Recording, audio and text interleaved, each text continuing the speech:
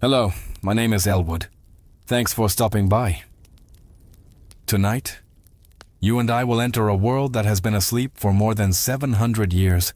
A place with no electricity, no conveniences, just dirt, the smell of hay, and people who live off the sky. We will talk about the medieval peasants unsung, but the silent protagonists of history. They were the ones who rose before dawn, walked out into the fields in the frost, returned after the sun had set. There was nothing flashy, just incredible perseverance fighting through failed harvests, lurking plagues, and seemingly endless winters. Without swords or shields, they fought each day with their hands and patience. They were the embodiment of survival, not by strength, but by quiet resignation and never-ending hope. And now, as the world around you falls silent, let me tell you those little stories slowly, steadily, like the sound of wind through an old thatched roof. And let me know in the comments where you're tuning in from and what time it is for you. It's always fascinating to see who's joining us from around the world. Now, dim the lights. Maybe turn on a fan for that soft background hum. And let's ease into tonight's journey together. When you think of medieval life, you might imagine jousting knights, grand feasts, and merry fairs. But for the average peasant, winter was less about merriment and more about, how do we not die tonight? It wasn't just a season. It was a test of endurance that came around every year, like an especially cruel teacher who didn't believe in second chances. Picture this. You're living in a tiny mud and stick hut, with walls so thin you could probably hear a bird sneeze from outside. No insulation, no windows, unless you count a small hole stuffed with animal skin, and definitely no thermostat wars with your siblings. The inside temperature of your home was usually just a polite couple of degrees above whatever the weather was doing outside. If it was freezing outdoors, it was politely slightly less freezing inside. Congratulations. Nights were the worst. Darkness swallowed everything. The wind howled like an angry ghost, and the fire in the hearth sputtered pathetically, doing its best but mostly just roasting the toes of whoever was sitting closest. If you were on the other side of the room, sorry. You might as well have been camping outside, with worse snacks. Clothing wasn't much help either. Peasants didn't own fancy fur coats or goose-down blankets. You had a couple of rough spun wool tunics, maybe a cloak that smelled suspiciously of goat, and a hope that layering them would turn you into some kind of human onion. Spoiler: it didn't really work. And forget about snuggling under soft quilts. Beds were often nothing more than sacks stuffed with hay or straw, maybe with a few old rushes thrown in for good measure. And bonus, some fleas for extra company. Luxury. Thy name is medieval peasant life. The cold wasn't just uncomfortable, it was dangerous. Frostbite, hypothermia, and general freezing to death were constant risks, especially for young children and the elderly. Every morning that you woke up still breathing was considered a minor miracle, and honestly worth celebrating. Maybe with a slightly less frozen turnip for breakfast. So yes, surviving a medieval winter wasn't about comfort. It was about gritting your teeth, piling on every piece of cloth you owned, huddling with your livestock, and praying you didn't wake up with icicles hanging off your eyebrows. And the real adventure, it was just beginning. If you think your apartment is drafty because the window doesn't close properly, medieval peasants would like a word. Their homes weren't just drafty. They were basically very enthusiastic wind tunnels with a roof. Most peasant houses were what historians politely call wattle and daub construction. Translation: sticks crisscrossed like a giant basket, smeared with a charming mixture of mud, straw, and animal dung. Yes, dung. They weren't trying to be gross. Dung was a cheap, sticky insulator. Plus, it was always readily available. Shall we say, these walls, no matter how lovingly smeared, didn't stand much chance against a proper winter storm. The cold wind found every crack, every gap, and gleefully danced its way into the one-room homes, swirling around and sure you never got too comfortable. Privacy? Absolutely not. Warmth? Not really. Character building? Definitely. And then there were the roofs. Thatched roofs looked picturesque. Sure. But after a few months of rain and snow, they sagged, leaked, and occasionally let in the local wildlife. Nothing says pleasant evening like a squirrel dropping onto your dinner. Windows, if they existed at all, were laughably tiny, and usually covered with thin animal hides or wooden shutters. Glass was so expensive that even the lord of the manor probably couldn't afford more than a single tiny pane. And peasants. They were just happy if the wind didn't rip the cowhide right off the wall mid-blizzard. To make matters worse, floors were often just compacted dirt. When it rained or snowed heavily, mud seeped up through the ground. So technically, you could say they had indoor water features.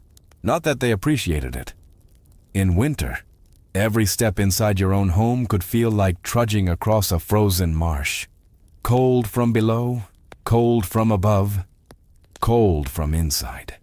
It was a three-dimensional assault on your body heat. But medieval peasants weren't the type to whine.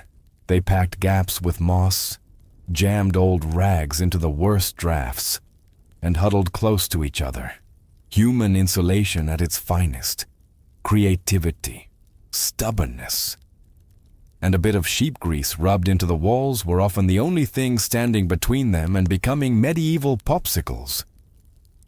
Because if your house was falling apart, and your best protection against the elements involved mud and goat hair, well, at least you could laugh about it.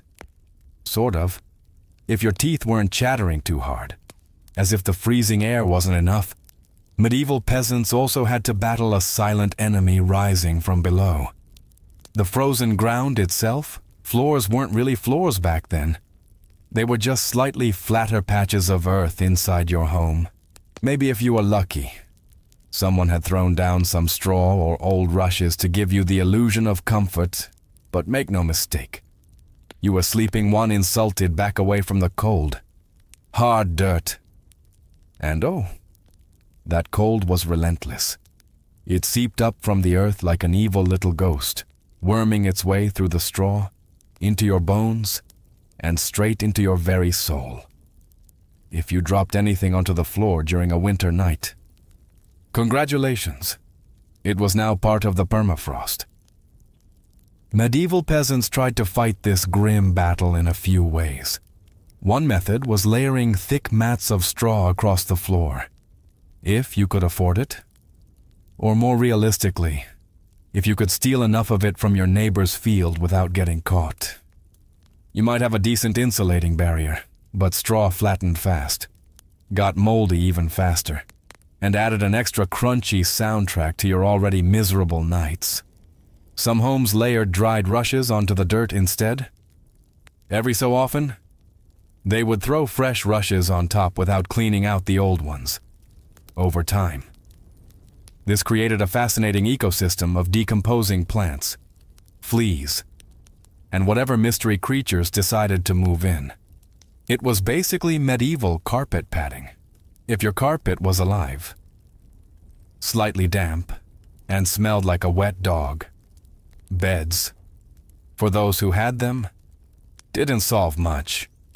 They were usually little more than wooden frames packed with, you guessed it, more straw or hay. Instead of cozy mattresses, you had poking, shifting, crunchy layers that did little against the cold radiating from below. Tossing and turning wasn't about comfort. It was a desperate, awkward dance to keep blood flowing and avoid freezing one side of your body. The truth is, medieval peasants didn't conquer the icy ground so much as learn to live uncomfortably above it. A good night's sleep wasn't about dreams or softness. It was about waking up with all your toes still attached. And if you could pull that off, hey, you were doing better than most. If medieval homes had a single hero during winter, it wasn't the roof, or the walls, or even the brave layers of dirt and dung insulation. It was the hearth, a crackling, stubborn fire pit that served as the only real defense against the cold, the darkness, and the general gloom of medieval life. At the center of nearly every peasant home was a simple fire. No fireplace with a fancy stone mantel. No neat chimney sweeping the smoke skyward. Instead, you had a basic pit or pile of stones, some half-burned logs, and enough smoke pouring into the room to make you wonder if you were slowly becoming a ham. That's right. Most homes didn't even have chimneys. Smoke just kind of did its best.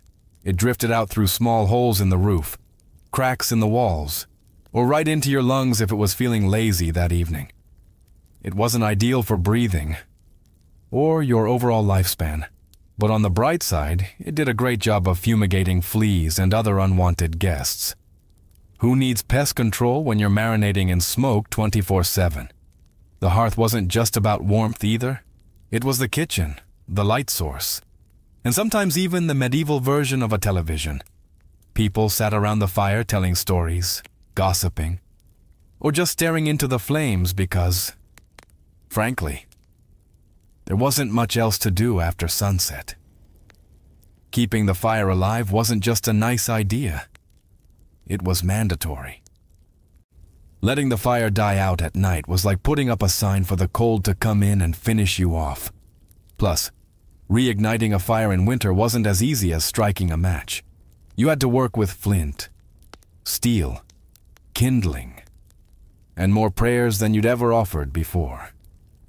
Everyone in the family had a duty, stoking the flames, watching the embers, adding peat, sticks, or if you were lucky, a precious piece of dry wood.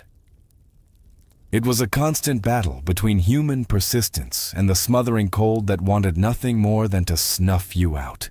The hearth didn't guarantee survival, but without it, survival was downright impossible. It was a smoky, sputtering, often disappointing little fire. But in a medieval winter, it was the beating heart of hope. If there was one thing medieval peasants feared more than running out of ale, it was letting the fire go out overnight. Without that warm, flickering lifeline, the cold would creep in faster than a tax collector after harvest. And in the dead of winter, restarting a fire from scratch wasn't just inconvenient. It could be deadly. Matches didn't exist yet. Lighters. Dream on. Rekindling a fire meant striking flint and steel together, praying for a single precious spark, and then coddling that spark with tender love and whatever dry kindling you hadn't already burned days ago. Imagine trying to do all this in the freezing dark, half asleep with frozen fingers, now at a hungry wolf howling in the distance for extra motivation. So peasants got smart. They banked the fire? No, not in a cozy savings account. Banking meant carefully burying the embers under a mound of ash right before bed. The ash acted like a blanket, insulating the glowing coals and keeping them alive. Just barely. Until morning. If you did it right, you could stroll over at sunrise, poke the pile a little, add fresh wood, and voila, fire without the frostbite. But if you did it wrong, well, let's just say mornings got a whole lot colder and a whole lot grumpier. Fire banking was an art, passed down from parent to child like a prized family recipe. Everyone had their own little secrets. Some said use dry ash only. Others insisted a bit of dampness was key. Some packed the embers tight, others let them breathe. You could practically start a medieval argument just by suggesting a better fire banking method.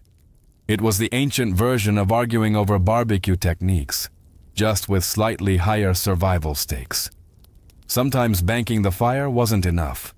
A howling wind might sneak through a crack and snuff it out anyway. Or a clumsy sheep might stumble into the hearth. Yes, it happened. That's why some families took turns getting up in the night to check the coals. Basically the medieval equivalent of sleepwalking to the thermostat.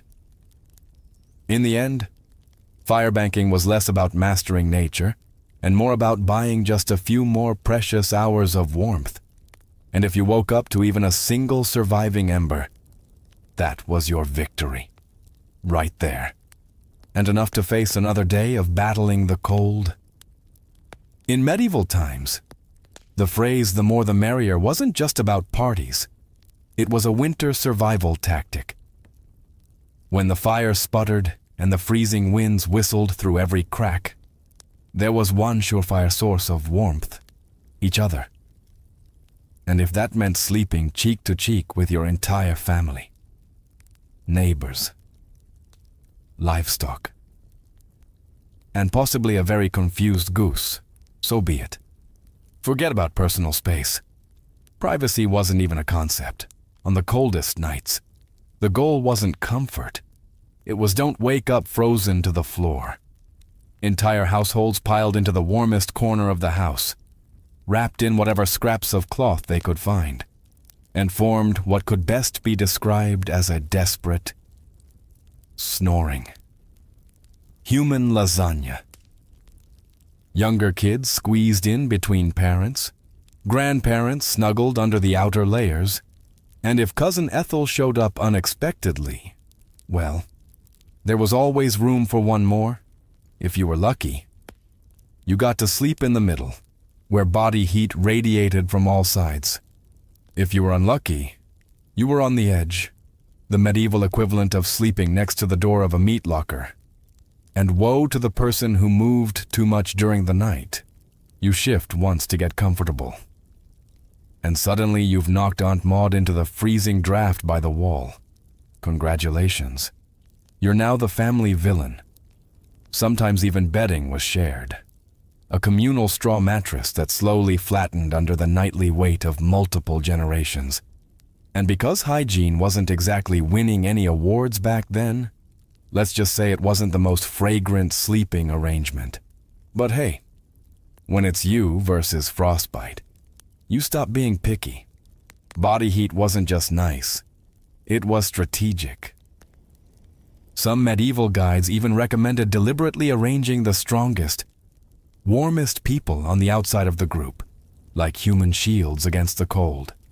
Babies and frail elders were tucked deep in the center, treated like the precious little heat generators they were. This wasn't just about survival, though. Over time, it became part of daily life, part of family bonding. Long winter nights huddled together led to storytelling, singing, and undoubtedly some very interesting conversations muffled under a shared wool blanket. So next time your sibling steals your blanket or your dog hogs the bed, just remember, at least you're not fighting for elbow space between a snoring uncle and a particularly judgmental goat. If you thought modern roommates were a challenge, medieval peasants would like to introduce you to their winter housemates: cows, goats, pigs, chickens, basically anything with a pulse and a little bit of body heat. Bringing animals indoors wasn't just a quirky village tradition. It was vital for survival. Livestock generated warmth, and in a poorly insulated hovel where the wind howled louder than your stomach, every little degree mattered. Plus, if your goat shared a wool with you, it was slightly less likely to get stolen by a neighbor in the dead of night. 2 birds, one stinky stone. At night, the house became a chaotic living furnace. Chickens nested in corners. Pigs snorted near the hearth. And cows lounged luxuriously against the walls, chewing cud like they paid rent. It wasn't glamorous, far from it. If you've ever been stuck in a car on a summer road trip with someone who forgot to shower, imagine that, but it's a cow. It's winter, and there's literally nowhere else to go. The smells, legendary. By springtime, the perfume of a shared winter was something fierce. You didn't need to light a candle. Your nostrils were already on a wild ride. But medieval peasants developed a selective nose. They didn't complain much because they knew one uncomfortable truth. The more animals inside, the fewer frozen toes in the morning. Certain animals even had prime spots. Cows, being the biggest and warmest, usually took center stage near the family. Goats were allowed closer in for their warmth. And because goats, being goats, would find a way inside anyway. Chickens roosted in rafters or old baskets, and pigs, well, pigs didn't care. They plopped down wherever they pleased, probably right in the middle of the floor. Of course, sharing your bedroom with livestock wasn't without hazards. Imagine drifting off peacefully, only to be rudely awakened by a chicken deciding your hair makes a good perch, or stepping barefoot into something suspicious. First thing in the morning. Yes, medieval mornings could be full of surprises. Still, despite the noise, the smells, and the occasional hoof to the ribs, peasants understood the simple math. Cold kills and cows cuddle, whether they want to or not. In the battle against winter's icy fingers, a warm, slightly slobbery cow breath was often the deciding factor between life and death in medieval winters. Fashion wasn't about looking good. It was about not dying. Peasants weren't flipping through the latest trends. They were layering up like they were preparing for battle against the Grim Reaper himself. The rule was simple. If you owned it, you wore it. Sometimes, all at once. First, the basic undertunic, a scratchy, probably not too clean linen shirt. Over that, a thicker woolen tunic, then another. If you had it, add some leggings that sagged at the knees, a rough cloak draped over your shoulders, and, if you were really lucky, a patched-up sheepskin thrown on top like a prize trophy. Congratulations. You were now approximately 10% warmer and 90% itchier. Boots were a luxury. Many peasants wrapped their feet in layers of cloth or old rags and stuffed them into wooden clogs. If the cold still bit through, well, you just added another rag and hoped you didn't lose a toe. And forget about washing all these layers.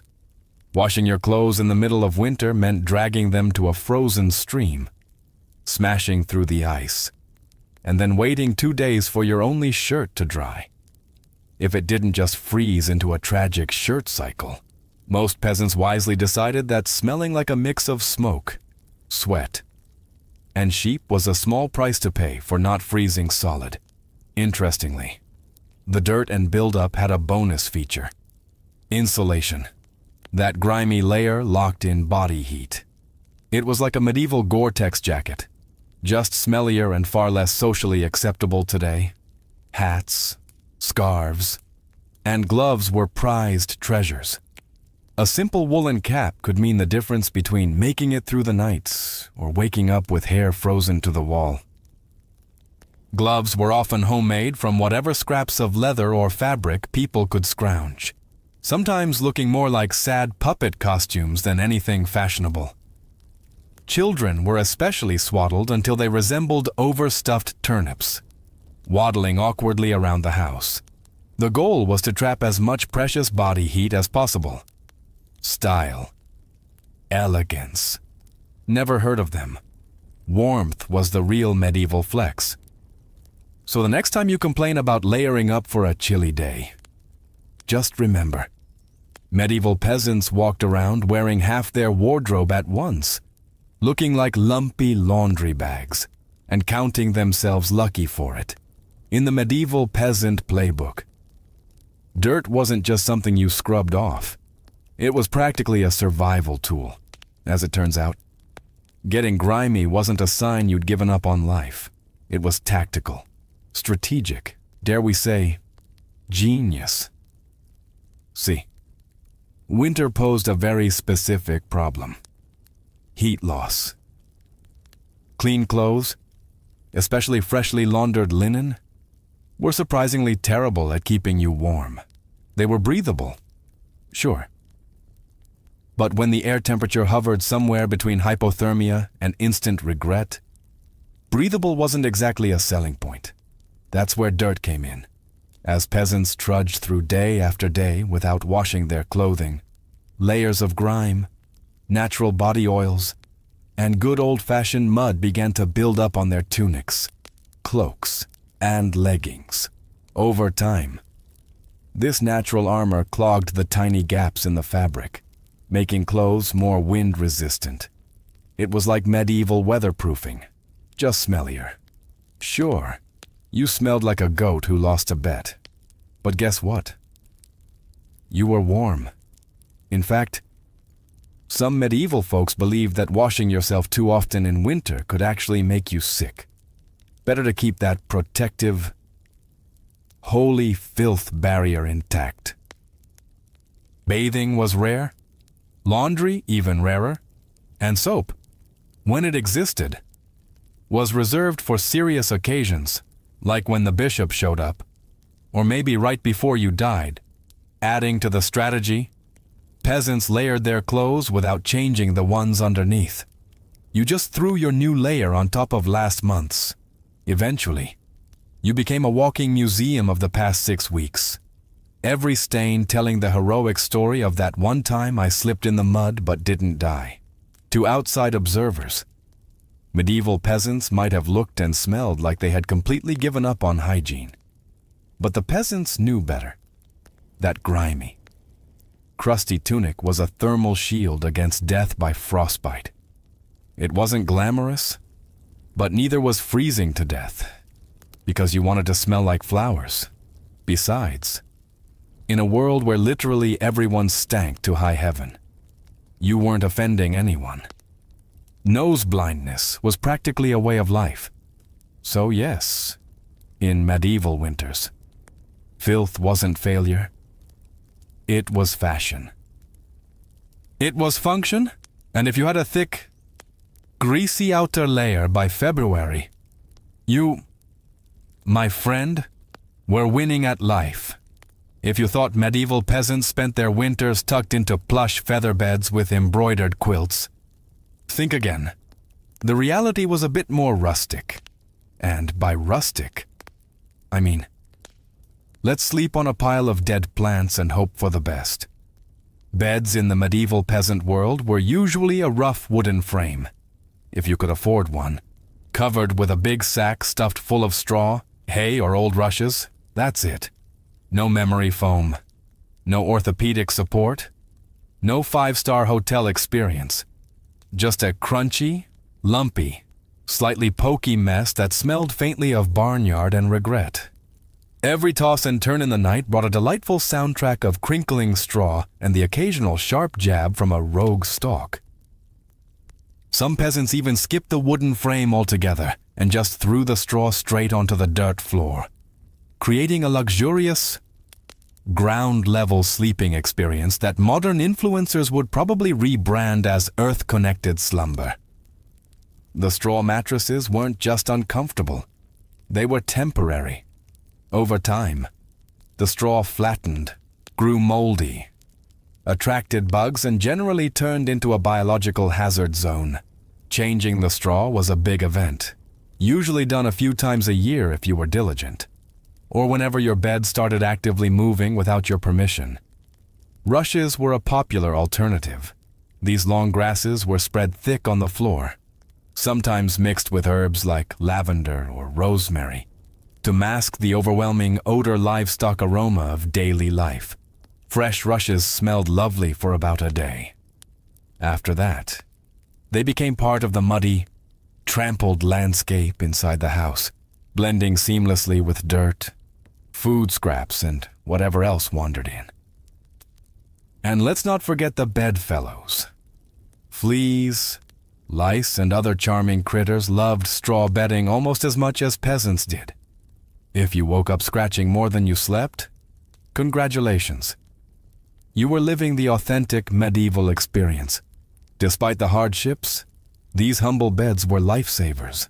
Piles of straw provided a crucial insulating layer against the frozen earth, and clumping together atop them created pockets of shared body heat. Medieval central heating at its finest.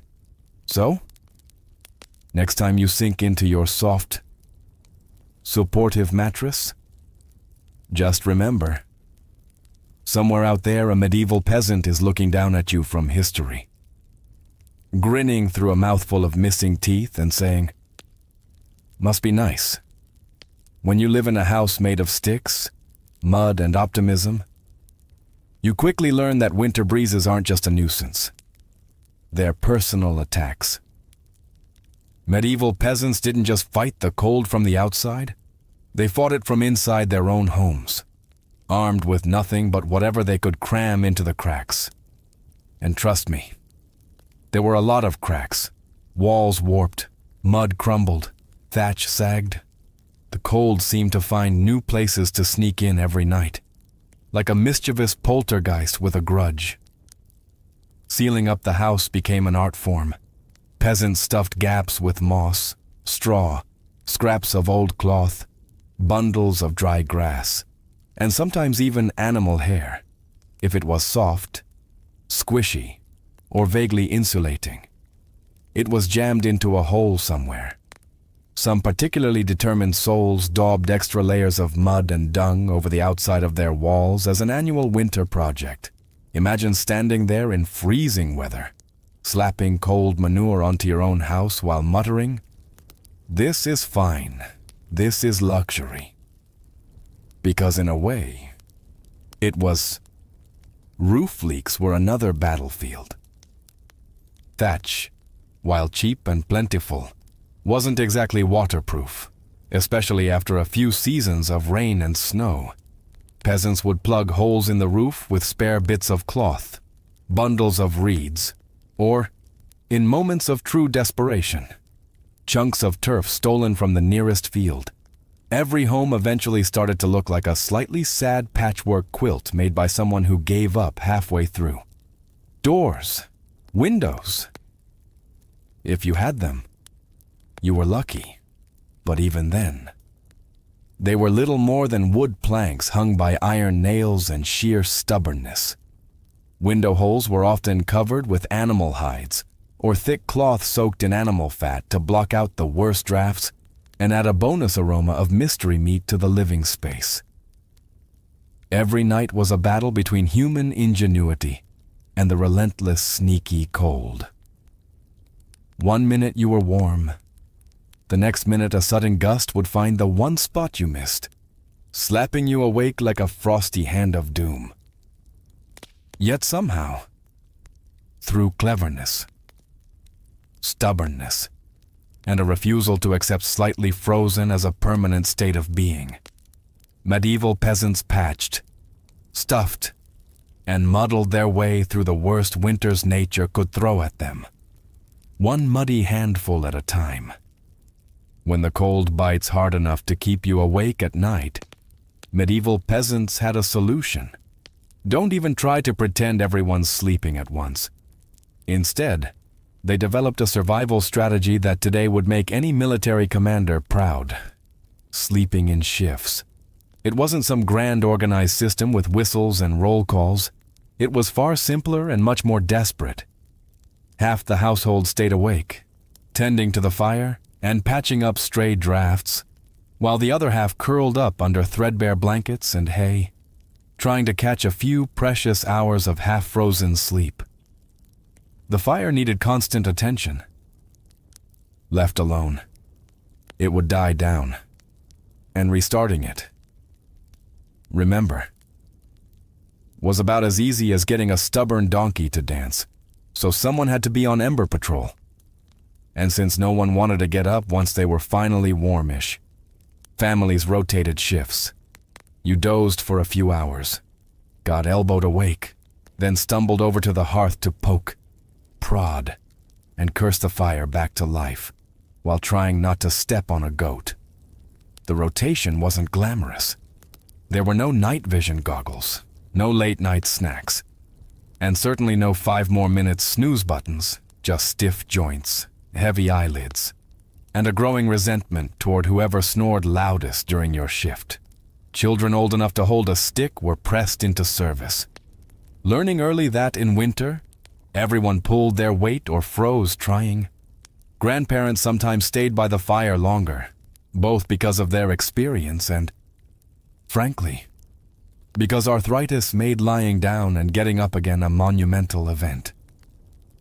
And when it was your turn to sleep, good luck, with people moving about, animals rustling, wind battering the walls, and the occasional sharp nudge from a sibling who, accidentally, rolled over too hard. Getting quality rest was a miracle. Yet despite the exhaustion, the system worked. Sleeping in shifts meant that there was always a set of eyes and cold, begrudging hands, ready to keep the hearth alive. The embers survived, and by extension, so did the family. So next time you grumble about waking up to adjust the thermostat or let the cat out, spare a thought for the medieval peasant, squinting into a smoking fire at 3 a.m., wondering if toes were really that important after all. You know it's cold when you have to think about how you breathe just to stay alive. Medieval peasants didn't just battle the freezing air with cloaks, fires, and creative sleeping arrangements. They even adjusted the way they inhaled and exhaled to survive the night. The problem was simple.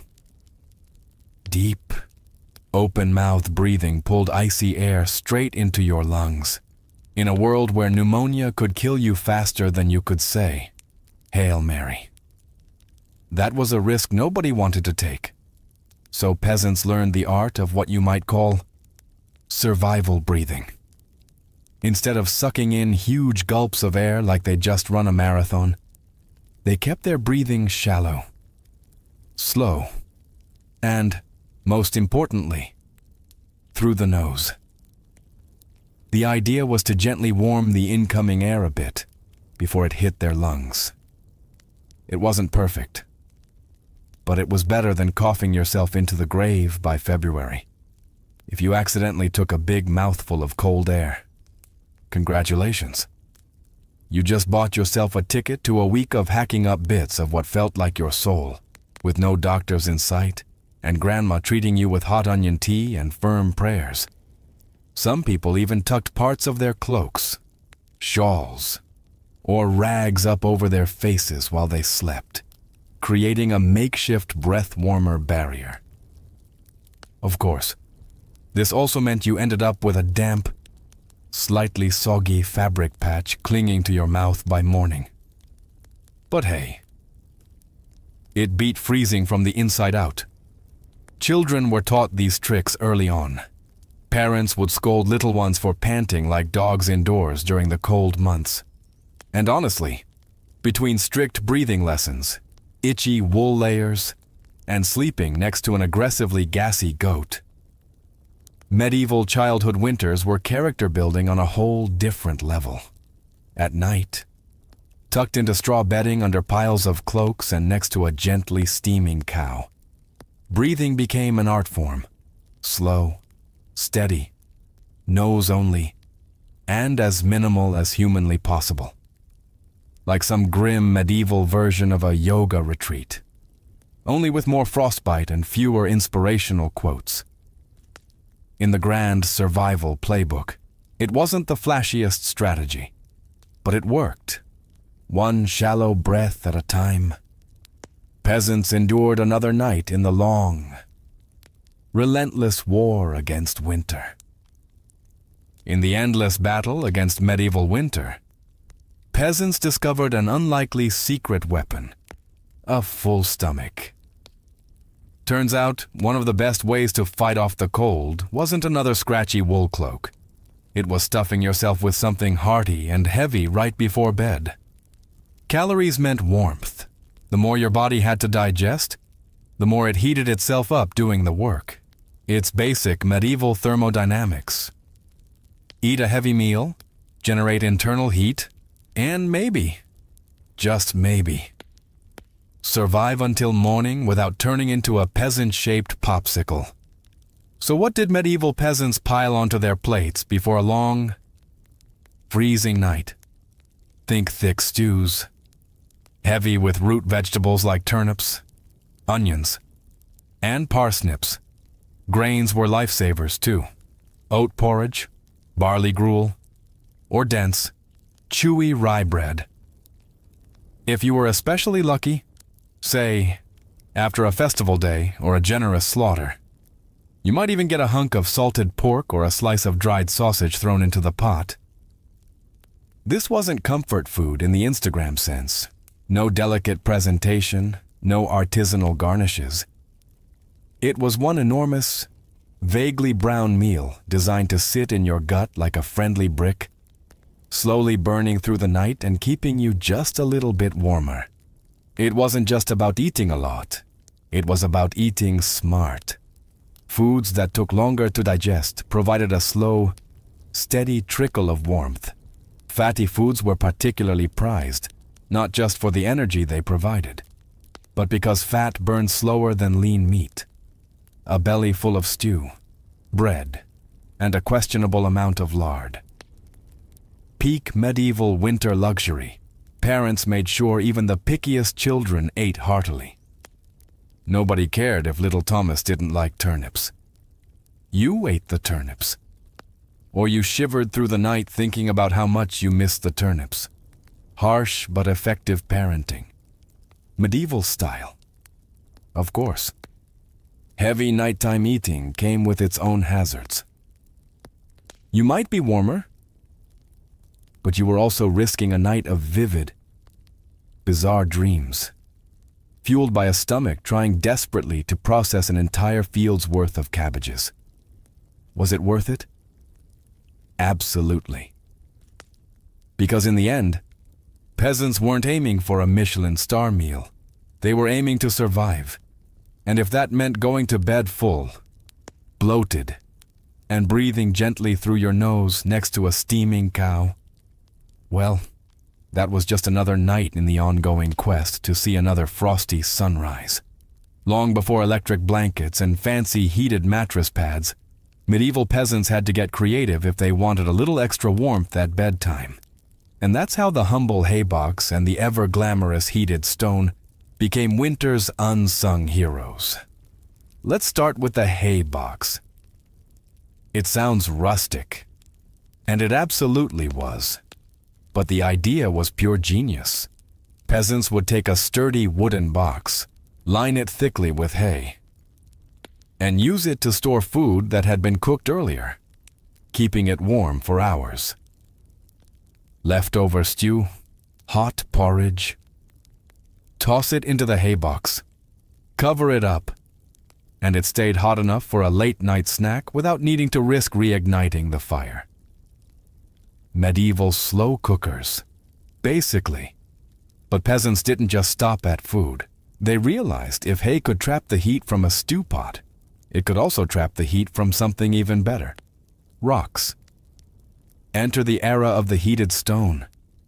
Before heading to bed, someone, probably whichever unlucky child lost the family argument, would grab a flat stone and chuck it into the heart of the hearth fire, after roasting it until it was nearly too hot to touch, a fine line between helpful and third-degree burn. They'd fish it out using a stick or some old tongs. The stone, still radiating blissful warmth, would be carefully wrapped in rags, tucked into an old piece of cloth, or jammed into a clay pot, then slipped under the hay in the mattress or down at foot of the bed. a medieval heating pad, ready to do battle against the frozen earth. Of course, there were risks. If you didn't wrap the stone properly. Congratulations. You now had a small, localized house fire. And if you dropped it on your foot, well, let's just say winter injuries weren't always caused by slipping on ice. But when everything went right, that stone provided precious, comforting warmth that could last for hours. It wasn't luxurious, but when you lived in a half-frozen hut, luxury was defined as not waking up with icicles dangling from your nose. In the grand arsenal of medieval winter survival, a hot rock tucked into some hay might not sound glamorous, but for peasants clinging to whatever heat they could find, it was a tiny miracle. In a medieval peasant's home, the hearth wasn't just where you cooked dinner. It was practically a family member, a temperamental, smoky, sometimes uncooperative family member. Sure, but still absolutely essential to survival, especially when it came time to sleep. The closer you were to the fire, the better your odds of waking up unfrozen. That meant sleeping arrangements were less about personal preference and more about strategic positioning. Infants, the elderly, and anyone sick or frail got first dibs on prime hearth real estate. Parents, older kids, and sturdier adults fanned out from there like human insulation layers. Being assigned a spot close to the fire wasn't just kindness, it was basic survival math. Babies were fragile heat generators, and elders were precious repositories of family knowledge.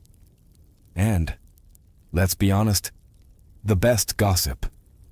Protecting them with prime warmth was non-negotiable. But it wasn't all cozy toasting by the flames. Too close, and you risked waking up with your hair singed or your cloak smoldering suspiciously. Too far, and you were basically camping in an icebox. It was a delicate dance. Stay near enough to bask in the fire's glow, but not so near that you had to explain to your neighbor why you now looked like a half-cooked roast. The fire also didn't spread warmth evenly. It mostly roasted the people directly in front of it, while everyone else fought over the narrow cone of heat like cold lizards jostling for a sunbeam. If you were lucky enough to fall asleep facing the fire, you might have one blissfully warm side. And one side frozen so solid you could probably knock on it. Pets and livestock. Of course. Muscled in too. A dog might wedge itself between you and the fire, tail wagging dangerously close to open flame. Chickens sometimes perched perilously on hearthstones, clucking softly into the night like tiny feathery guardians of warmth. Every crackle of the logs, every shift of glowing embers was a tiny promise. You're still alive. You're still warm. For now. And so peasants drifted into uneasy sleep, lulled by the fire's pops and hisses, each breath forming small clouds in the frigid air beyond the fire's fragile circle. It wasn't perfect, it wasn't comfortable, but it was clinging to warmth by a thread of glowing coals. In the medieval world, no one survived winter alone unless they wanted to become a very stylish frozen statue by January. Survival wasn't just a family affair. It was a village project, a messy, muddy, loud collaboration where everyone's warmth and life depended on everyone else. The peasants knew that in the dead of winter, a strong fire and a pile of hay could only do so much. If your neighbor's house went dark, you noticed. If the smoke from old Tom's hearth suddenly stopped curling into the sky, someone went to check. And not just because Tom owed you a chicken, though that might be part of it, but because community meant survival. Villages had unofficial winter watchers, often the young or the elderly, who couldn't work the fields but could keep an eye on who was coughing too hard, who hadn't come to barter at the market in a few days, or whose home looked a little too still in the morning frost. These people were the medieval version of neighborhood patrol, minus the reflective vests, plus a lot more sheep. If a family's fire went out, it was a near emergency. A good neighbor would rush over with a glowing coal bundled in rags, or better yet, invite them into their own smoky, overcrowded hut for the night. Yes, it meant squeezing an extra 4 bodies into an already cramped space. But it was better than finding frozen friends come spring thaw. Communal food stores played a role too. During especially brutal winters, villages sometimes pooled their last salted meat, grain, and dried vegetables. It was grim charity.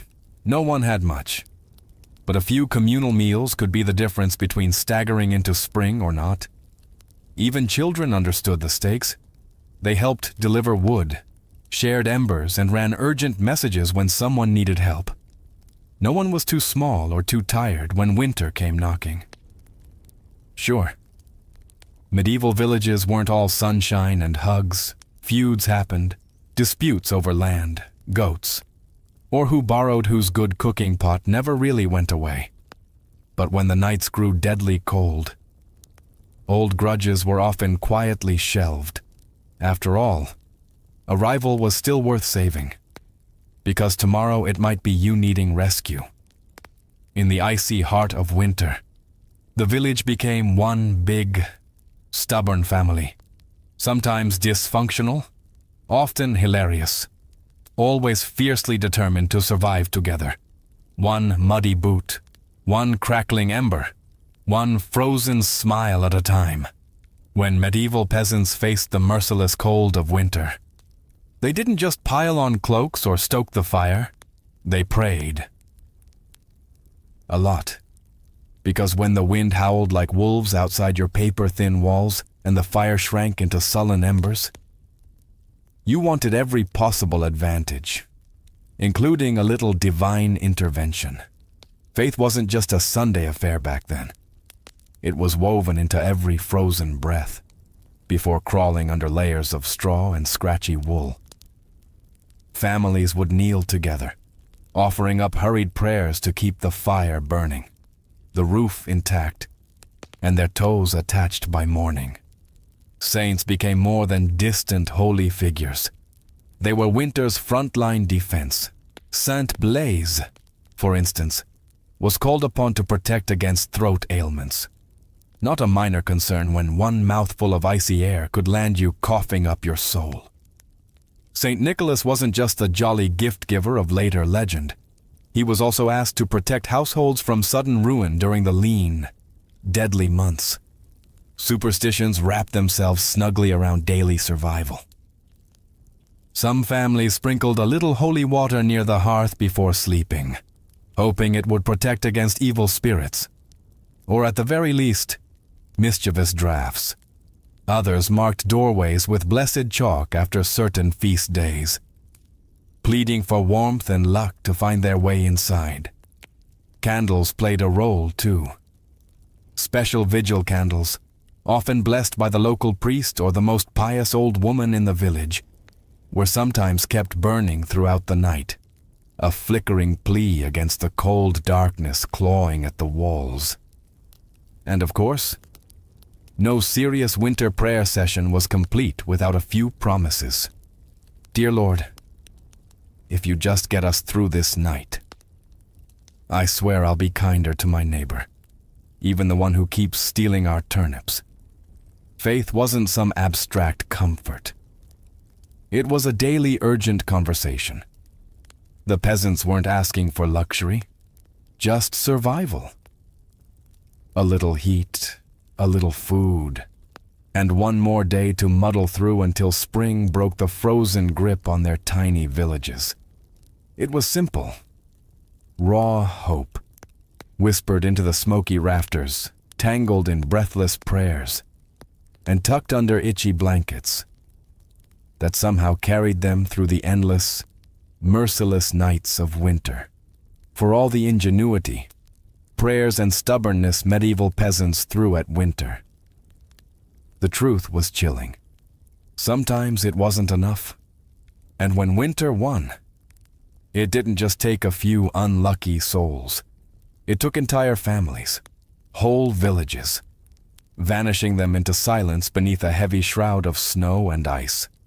Some winters were particularly cruel, like the infamous Great Famine Winter of 1315, when rains destroyed crops, livestock starved, and freezing temperatures turned an already brutal existence into a slow, grinding disaster. People were so desperate that stories whispered of eating shoe leather, bark, and, in the most horrifying cases, each other. Failure to keep the fire alive wasn't just an inconvenience. It was often a death sentence.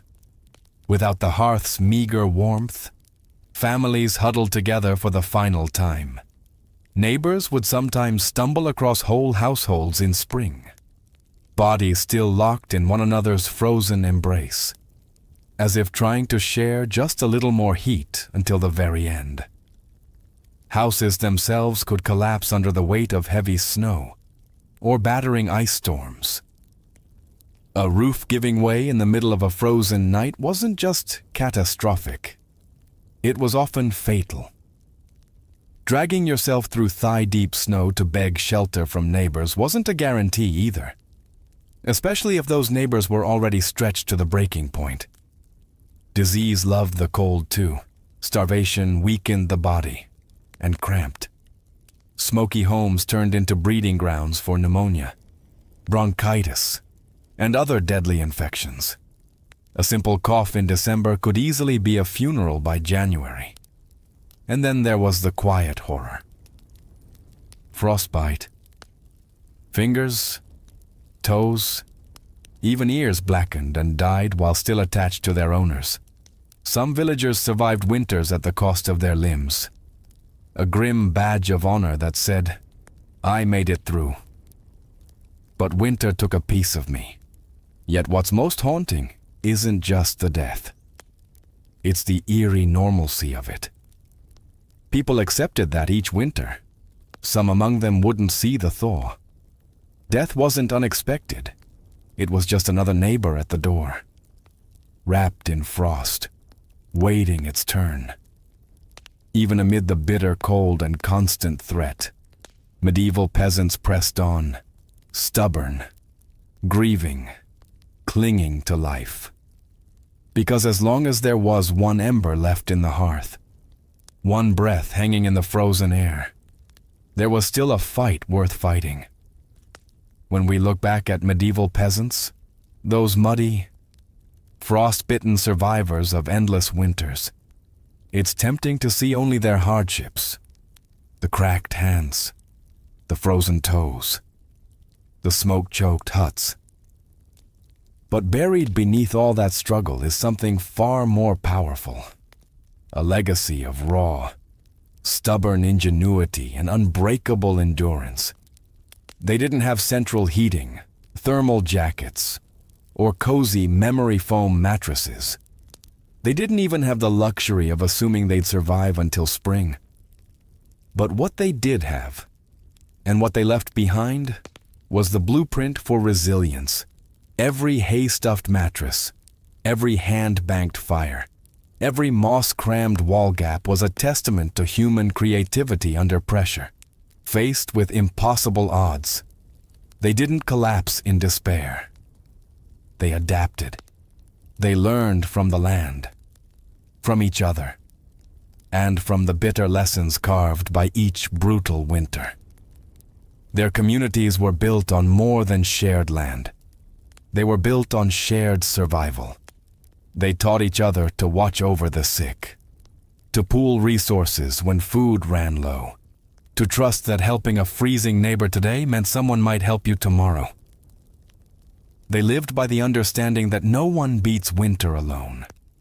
Their faith, too, was a kind of endurance. They wove prayers into their daily lives, not just out of fear, but out of hope. fragile, stubborn hope that tomorrow might be a little warmer, a little brighter. Hope that after 100 dark nights, spring would come again, and life would find a way to push through the frozen ground. And somehow, it did. Because of their sacrifices. Because of their unglamorous victories. Surviving one more night, one more storm, future generations thrived, bit by frozen bit. They pushed humanity forward. Enduring winters their ancestors could barely survive until warmth and comfort became common expectations instead of distant dreams. Their blood, sweat, and ingenuity are stitched invisibly into the lives we live now. Every cozy blanket, every warm house, every lazy winter evening spent sipping tea under soft lights. All of it is the end result of countless medieval peasants refusing to give in to the cold. So the next time the wind howls outside your double-paned window, maybe spare a thought for them. The nameless, fearless ones who turned shivering survival into a living legacy. One ember, one breath, one stubborn heartbeat at a time. Anne Boleyn didn't come into the world with a crown on her head, or armies at her feet. Born around 1501 likely at Blickling Hall or Hever Castle, she was the daughter of Thomas Boleyn, an ambitious diplomat, and Elizabeth Howard, a noblewoman with powerful family ties in the grand scheme of Tudor society. Anne's birth barely stirred a ripple, yet from these modest beginnings, something extraordinary was taking root. A life that would one day tilt the course of English history. From an early age, Anne was set apart not by her wealth, but by her mind. She was clever, spirited, and, by all accounts, magnetic. Recognizing her potential, her family sent her abroad to the continent, where her education truly began. First, she served Margaret of Austria in the glittering court of the there.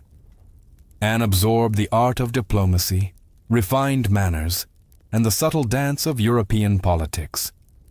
But it was in France that Anne's brilliance was truly polished. She spent years in the sophisticated courts of Queen Claude and Queen Marguerite of Navarre, learning the language of influence, elegance, flirtation, wit, while other young women perfected their embroidery. Anne mastered conversation, intrigue, and the art of commanding attention without ever seeming to seek it. By the time she returned to England in the early 1520s, Anne was something rare. A woman who could rival the sophistication of continental courtiers while carrying the ambition of a rising English house. She wasn't a classic beauty. Even her admirers admitted as much. But she was arresting. Dark eyes that sparked with intelligence, a quick musical voice, a way of moving that suggested purpose just barely concealed beneath layers of courtly grace. Anne didn't just enter rooms. She changed their gravity. At a time when a woman's fate was often sealed by birth and marriage. Anne refused to drift quietly into obscurity. She had seen the power that charm and intellect could wield in foreign courts, and she intended to use that knowledge at home. Anne Boleyn was still a young woman then, clever, ambitious, untested, but history was already beginning to stir around her. The girl who returned to England was no longer just Thomas Boleyn's daughter. She was a player in a larger game, one that would soon engulf the crown itself. When Anne Boleyn returned to the English court, she was unlike anyone the nobility had ever seen. In a world full of pale-faced, modest English roses, Anne was a thunderstorm, electric, unpredictable, impossible to ignore. Her dark hair, bold eyes, and quick, sharp wit set her apart from the gentle, obedient ladies who filled the court of King Henry VIII. At first, She played the role expected of her, a maid of honor to Queen Catherine of Aragon, but even in the Queen's shadow, Anne's presence flickered like a candle too bright to snuff out. She danced gracefully, spoke French with the ease of a native, and laughed with a confidence few women dared display. Men noticed, women gossiped. The court buzzed quietly about the striking Boleyn girl. It wasn't long before she caught the most dangerous attention of all, the king himself. Henry VIII was no stranger to flirtation. His court was a playground of whispered promises and secret liaisons. But Anne was different. She didn't swoon at his compliments or fall eagerly into his arms like so many others had. She teased. She challenged. She refused. Henry, a man used to instant adoration, was captivated. The more Anne held him at arm's length, the deeper he fell. Letters passed between them, filled with declarations of love, frustration, longing. Henry offered her the role of royal mistress, the most powerful, unofficial position at court. Anne, astonishingly, said no. She would not be just another conquest, a forgotten mistress lost to time. If Henry wanted her, he would have to make her his wife. It was a gamble so audacious that it stunned the court. After all, the king was already married. His queen, Catherine, was beloved by the people and fiercely protected by her nephew, the Holy Roman Emperor. The church itself would have to be defied for Henry to claim Anne. But Anne didn't flinch. She had lived in the courts of Europe, where queens wielded soft power from behind lace fans and painted smiles. She knew ambition was a dangerous game, but it was a game she intended to win. Standing in the candlelit halls of the English court, Anne Boleyn made her choice, not to be merely admired, but to change her destiny and England's forever. What began as an intense flirtation between King Henry VIII and Anne Boleyn soon spiraled into a national crisis. Henry wasn't merely besotted, he was obsessed. And in his obsession, he was willing to tear apart everything England had known for centuries. The king's desire to marry Anne hit a small snag. Namely, he was already married to Queen Catherine of Aragon. Catherine, dignified and resilient, refused to quietly step aside. She had been Henry's faithful wife for 2 decades, and in the eyes of God and the English people she was the rightful queen. Divorce wasn't just scandalous, it was almost unthinkable. But Henry was determined. He convinced himself, and tried to convince everyone else, that his marriage to Catherine was cursed because she had once been married to his brother, Arthur. Never mind that the Pope had granted special permission for their union years ago. Henry now insisted that his soul was damned unless he annulled the marriage. Anne, for her part, knew better than to appear too eager. She kept herself just out of reach, alternately encouraging Henry's hopes and maintaining her distance. Every glance, every word was measured. She wasn't merely aiming for marriage. She was positioning herself to become Queen of England. The court erupted into whispers and factions. Some noble families eagerly courted Anne's favor. Seeing the winds of power shifting, others clung fiercely to Queen Catherine, horrified at the idea of Anne replacing her. Diplomats wrote desperate letters back to Rome. Foreign monarchs threatened retaliation. Henry's own advisors shifted uneasily, sensing the ground trembling beneath their feet. As months turned into years, Henry's frustration grew. He bombarded the Pope with petitions, maneuvered his lawyers into finding loopholes, and slowly began to realize that the church would not bend easily. Catherine had powerful allies, including her nephew, Emperor Charles V, the most powerful man in Europe. Still, Henry pressed on, defying advice, tradition, and increasingly, the law itself. His courtship with Anne had become something far greater than personal desire. It was now a challenge to the very structure of England's political and religious life. Anne wasn't just capturing a king's heart. She was dragging an entire kingdom into uncharted waters. A dangerous game had begun, and there could be no turning back.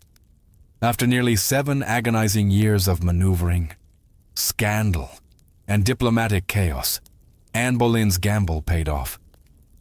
In January 1533, she secretly married Henry VIII, a bold move, given that he was still, technically, married to Catherine of Aragon in the eyes of the Pope and much of Europe. By June, Anne was crowned Queen of England in a lavish ceremony at Westminster Abbey. It should have been the crowning moment of her life, but the atmosphere was far from universally joyful. The people of London watched with wary eyes. Some cheered. Others muttered prayers for Queen Catherine. Many wondered if this new queen, with her French manners and daring spirit, was a blessing or a curse. Anne entered her queenship not as a beloved figure, but as a storm.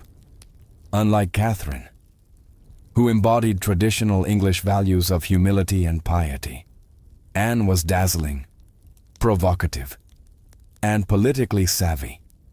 She wore bold colors, commanded the court with sharp intelligence, and made powerful enemies with breathtaking speed. Her position, while seemingly secure, was also terrifyingly precarious. Everything rested on one thing: providing Henry with a male heir. Anne knew this as keenly as anyone.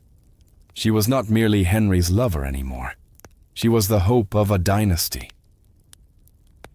Early in her pregnancy, Anne and Henry were elated, certain the child would be a boy. But in September 1533, Anne gave birth to a daughter, Elizabeth. To Anne's credit, she masked her crushing disappointment with grace, insisting the next child would surely be a son.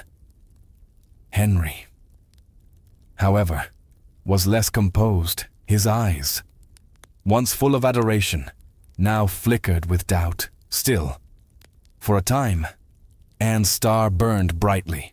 She reshaped the English court in her image, elevating her family to unprecedented heights, and becoming the first queen in English history, crowned with the sacred oil usually reserved for kings. Her influence was vast. Foreign ambassadors sought her favor. Courtiers reshuffled alliances to be in her good graces. The once obedient Henry began moving England officially away from Rome, creating the Church of England with himself at its head. All so that Anne's crown could not be questioned. Yet even in her triumph, dark clouds gathered. Friends whispered behind their hands. Rivals circled, waiting. And Henry, fickle and restless, was already beginning to look beyond the brilliant woman who had rewritten the kingdom for him. Anne had won the throne, but keeping it would demand more than charm, ambition, or even love. Anne Boleyn had climbed higher than almost any woman of her time. But the higher you rise, the harder the fall. Almost from the moment she placed the crown on her head, the cracks in her world began to show. At the heart of Anne's struggles was the pressure to produce a male heir, her first child. Elizabeth, though bright and healthy, was not the son Henry V had hung his dynastic hopes upon, and the clock was ticking. Anne suffered multiple pregnancies in quick succession, but heartbreak followed, miscarriages that left her physically weakened and emotionally battered. Each lost child chipped away at the foundation she had built. Henry, once passionately devoted, began to pull away, his disappointment carving rifts between them. Anne, never one to suffer in silence, argued, demanded, fought to keep her place. But Henry, a man who prized obedience as much as beauty, grew tired of her sharpness, her defiance, the very fire that had once drawn him in. Outside the royal chambers, enemies were gathering like wolves. Many nobles who had tolerated Anne's rise with gritted teeth now openly schemed for her downfall. Catherine of Aragon's supporters never forgave Anne for what they saw as theft and sacrilege. Even commoners whispered against her, calling her the Great Whore, blaming her for the schism with Rome and the heavy-handed changes that followed. And then came Jane Seymour. Quiet, demure. Everything Anne was not. Jane captured Henry's wandering attention just as Anne's influence began to wane. Where Anne had dazzled him with brilliance and challenge, Jane offered soothing compliance. It was a dangerous shift, and Anne, perceptive as ever, saw it happening. She tried to reclaim her position, lavishing attention on Henry, promising more sons, begging for patience. But the king, ever fickle, had already begun imagining life without the woman for whom he had once torn a kingdom apart. Anne's political enemies, including Thomas Cromwell, once her ally, sensed the changing tide. They began laying the groundwork for a campaign of destruction. Quietly gathering accusations, rumors and witnesses, the woman who had played the dangerous game of ambition so masterfully was now losing ground. Anne had won her crown through cunning and courage. But in the brutal, shifting world of Henry's court, past victories meant little. Only fresh success mattered. And Anne's enemies were sharpening their knives. The queen who had shattered a kingdom would soon see how quickly a kingdom could shatter her. Anne Boleyn's enemies didn't attack her with armies or swords. They came with whispers, secrets, and carefully sharpened lies. In the back rooms of court, betrayal was brewing. Silent, patient, deadly. Thomas Cromwell, once Anne's greatest ally in the English Reformation, had turned against her. Their alliance had been built on mutual ambition. But now their interests clashed. Anne wanted reforms to help the poor and limit the power of greedy nobles. Cromwell wanted stability, favor with Henry, and no interference. Anne's boldness had made her dangerous, and in Henry's fickle heart, love had curdled into irritation, suspicion, and cold detachment. Anne had few true friends left. Even her charm, once her greatest weapon, now grated against the court's hunger for a gentler, more pliable queen.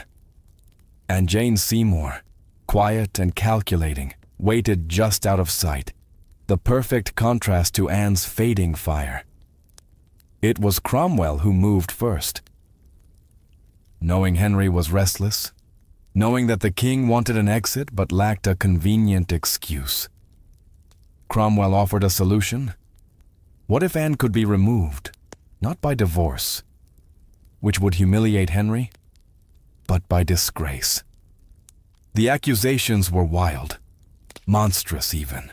Adultery, incest, conspiracy against the king. Anne, the proud, brilliant queen, painted as a betrayer, a temptress, a threat to the very crown she once redefined. Cromwell carefully gathered evidence, coaxing confessions under torture, twisting courtly flirtations into damning testimony. Several men, including Anne's own brother, George Boleyn, were arrested. The charges made little sense. They were riddled with contradictions and impossibilities. But in Henry's court, truth was whatever the king needed it to be. Anne, sensing the tightening noose, fought desperately. She appealed to Henry's memory, to the love they had once shared. But it was no use. The man who had once torn England apart for her now refused to meet her eyes. In May 1536, Anne was arrested and taken to the Tower of London. As the great gate slammed shut behind her, she knew the truth. She was no longer a queen. She was a prisoner, a pawn trapped in the brutal game she had once played so masterfully. Betrayal had sealed her fate, and now, alone in the tower, Anne Boleyn waited for the final move. Anne Boleyn stood in the great hall of the Tower of London, facing a tribunal of nobles, many of whom owed their very titles and fortunes to her eyes. Now, they sat in judgment, cold and watchful, prepared to erase the woman who had once changed the destiny of England. The charges against her were shocking: adultery with multiple men, including her own brother, George Boleyn, high treason, conspiracy against the king. In another world, such accusations against a queen would have been unthinkable. But here, now, they were simply theater. A grim performance designed to give Henry V exactly what he wanted: Anne's downfall, wrapped in a thin veil of legality. Anne defended herself with the same fire that had once won Henry's heart. She denied every accusation with intelligence, precision, and an unwavering composure that astonished even her enemies.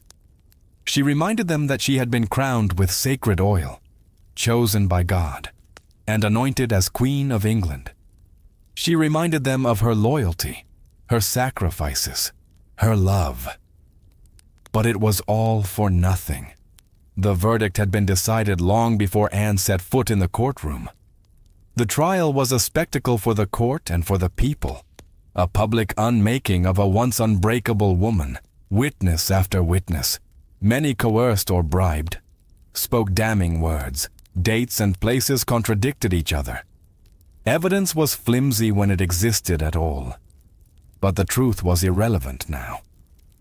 Anne was found guilty. Her brother George and the other men accused with her were sentenced to death as well. Anne would be executed by beheading, a merciful sentence compared to the usual traitor's death of hanging, drawing, and quartering. When the verdict was read, Anne did not break. She stood tall, her face pale, but her spirit fiercely intact. In those final moments before being led back to her cell, she spoke clearly, declaring that she was prepared to die, and prayed that God would have mercy on her soul.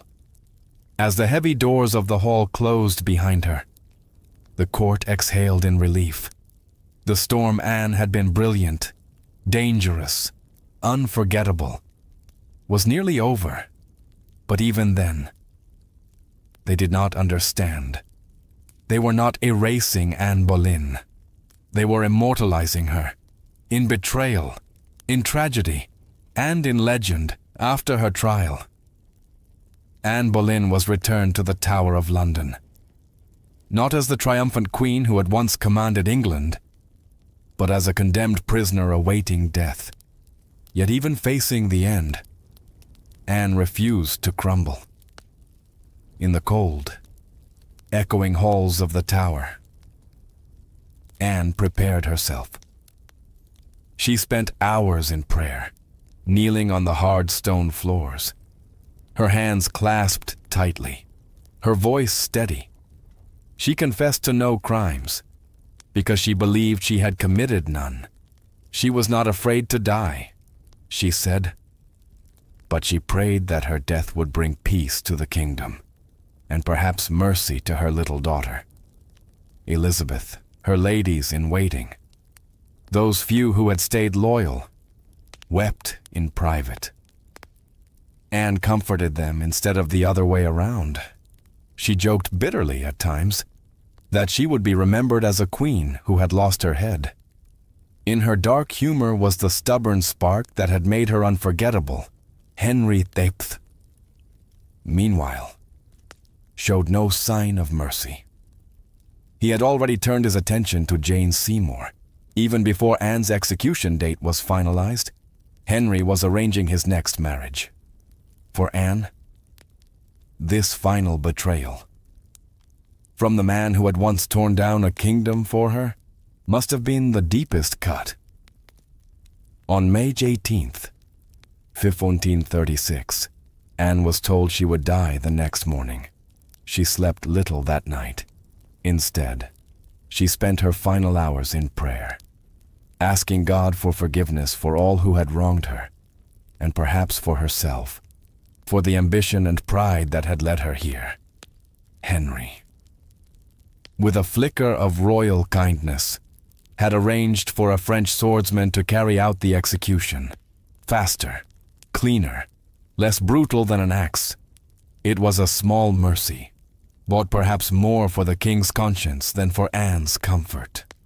At dawn, Anne dressed carefully for her final moment. A dark gray gown of damask trimmed with fur, a crimson kirtle beneath, colors of dignity, of sacrifice. She pinned up her dark hair and tucked it beneath a simple cap, ready to face the blade with grace. As the tower's cold morning mist curled around the courtyard stones, Anne Boleyn, queen, mother, survivor, fighter, stepped forward. There would be no tears, no pleas, only a final act of courage in the face of history's judgment. Her end was near, but her story was just beginning.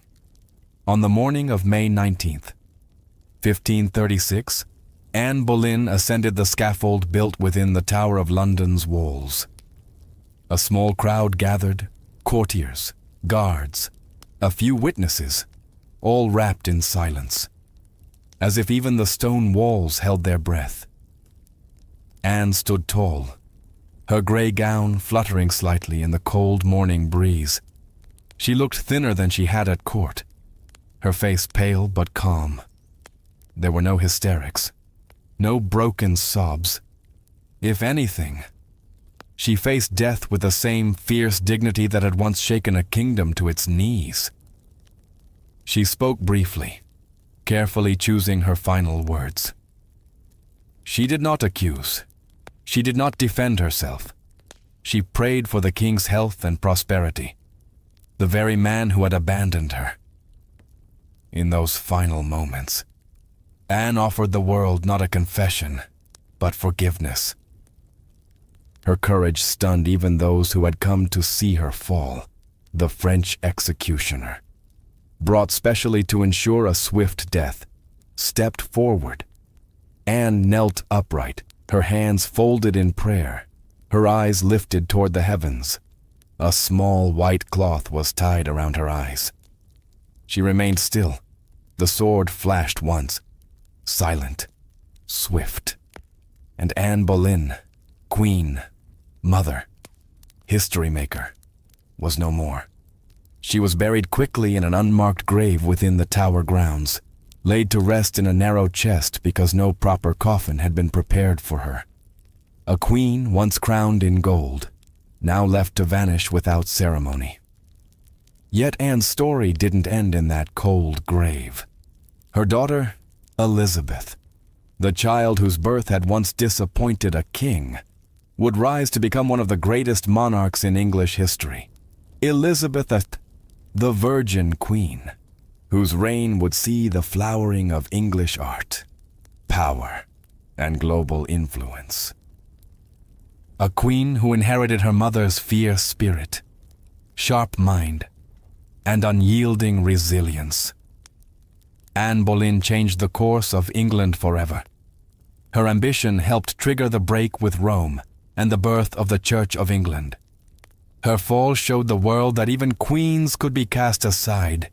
Yet through her blood, through Elizabeth, Anne's legacy blazed brighter than any crown she had worn in life. In the end, Anne Boleyn won a kind of immortality, not through her survival, but through her indelible impact on history. By the early 1770s, the American colonies simmered like a pot left too long over a roaring fire. The relationship with Britain, once seen as the proud mother country, had soured into resentment, suspicion, and growing fury. It hadn't started with tea. Years earlier, the Stamp Act had enraged colonists by placing taxes on everything from newspapers to playing cards. That was followed by the Townshend Acts, taxing essentials like paper, glass, and paint. Each new law, passed thousands of miles away by a parliament in which the colonists had no representation, was like another spark landing in dry brush. At first, the anger showed itself in polite petitions and fiery pamphlets. Colonial assemblies drafted formal protests.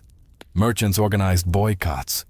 Writers like Samuel Adams and John Dickinson filled newspapers with passionate arguments about liberty and rights.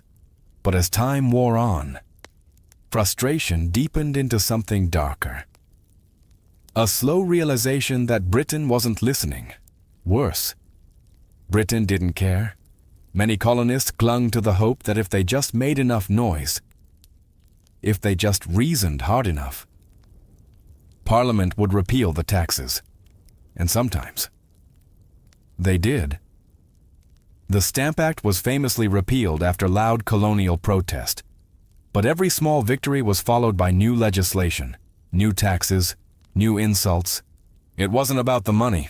It never really was. The taxes themselves were modest by British standards. What infuriated the colonists was the principle. They were being taxed without consent, treated as subjects rather than citizens, ruled like distant possessions rather than partners. Boston, more than any other city, became the beating heart of resistance. The Sons of Liberty, a secretive, fiery group of patriots, grew louder and bolder. In 1770, tensions exploded into violence when British soldiers fired on unarmed civilians in what became known as the Boston Massacre. Blood had already stained the cobblestones. Trust was a thing of the past. By 1773, the colonies were teetering on the edge. A final insult would tip them into open defiance. And it came. Not in the form of soldiers or new laws or armies, but in the quiet, seemingly harmless shape of crates stacked with tea. The colonists didn't know it yet. But the night that tea floated in the cold waters of Boston Harbor, the world would change forever. In 1773, Parliament made a critical miscalculation. Believing the American colonies would quietly accept cheaper tea, they passed the Tea Act, a law that was supposed to save the struggling British East India Company and unwind, incidentally, reassert Britain's right to tax the colonies. On paper, it looked like a good deal. The Tea Act allowed the company to sell tea directly to the colonies, cutting out the middlemen, slashing prices, and offering a luxury product at a bargain, a few pennies cheaper. What could possibly go wrong? Everything. Because the problem wasn't the price of tea. It was the principle behind it. The Tea Act left the hated tax on tea firmly in place. Accepting the tea, even at a discount, would mean acknowledging Parliament's right to tax the colonies without their consent. To many Americans, that was unthinkable. A surrender of the liberties they had fought to protect for more than a decade. The news of the Tea Act spread like wildfire through the colonies. Merchants fumed. They saw their livelihoods threatened by a monopoly that would crush local trade. Patriots raged at the hidden message. The Crown still believed it could do whatever it pleased. In Boston, the reaction was especially fierce. Already a city scarred by the Boston Massacre and years of economic hardship. Bostonians recognized the Tea Act for what it was. A trap disguised as a bargain. Refusing the tea became a matter of honor. A litmus test for loyalty to the cause of liberty. Public meetings swelled. Newspaper columns burned with fiery rhetoric.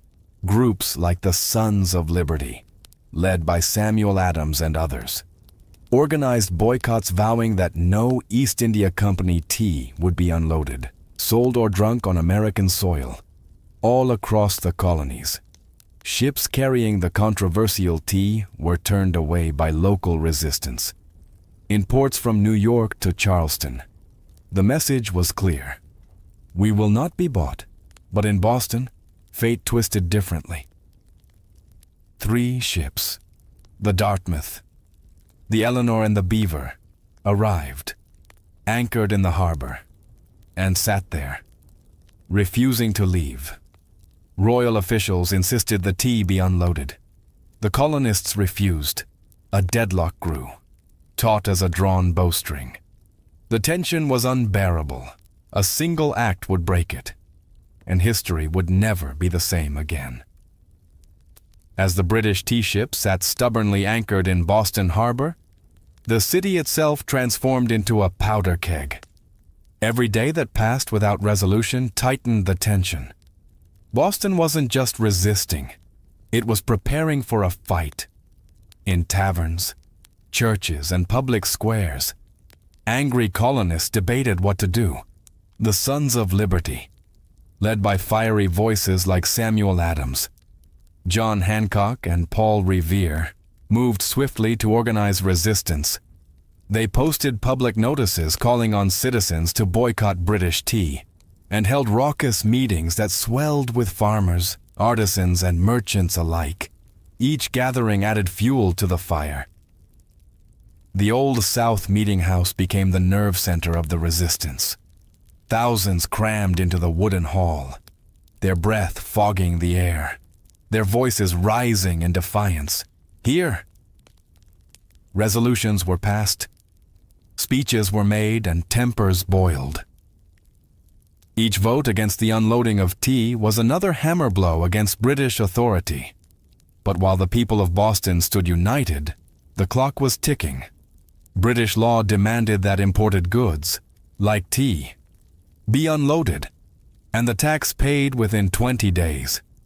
If the ships remained after the deadline, customs officials would seize the cargo and the tax would be collected by force.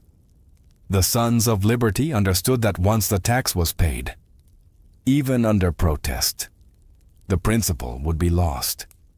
It wasn't just about the tea anymore.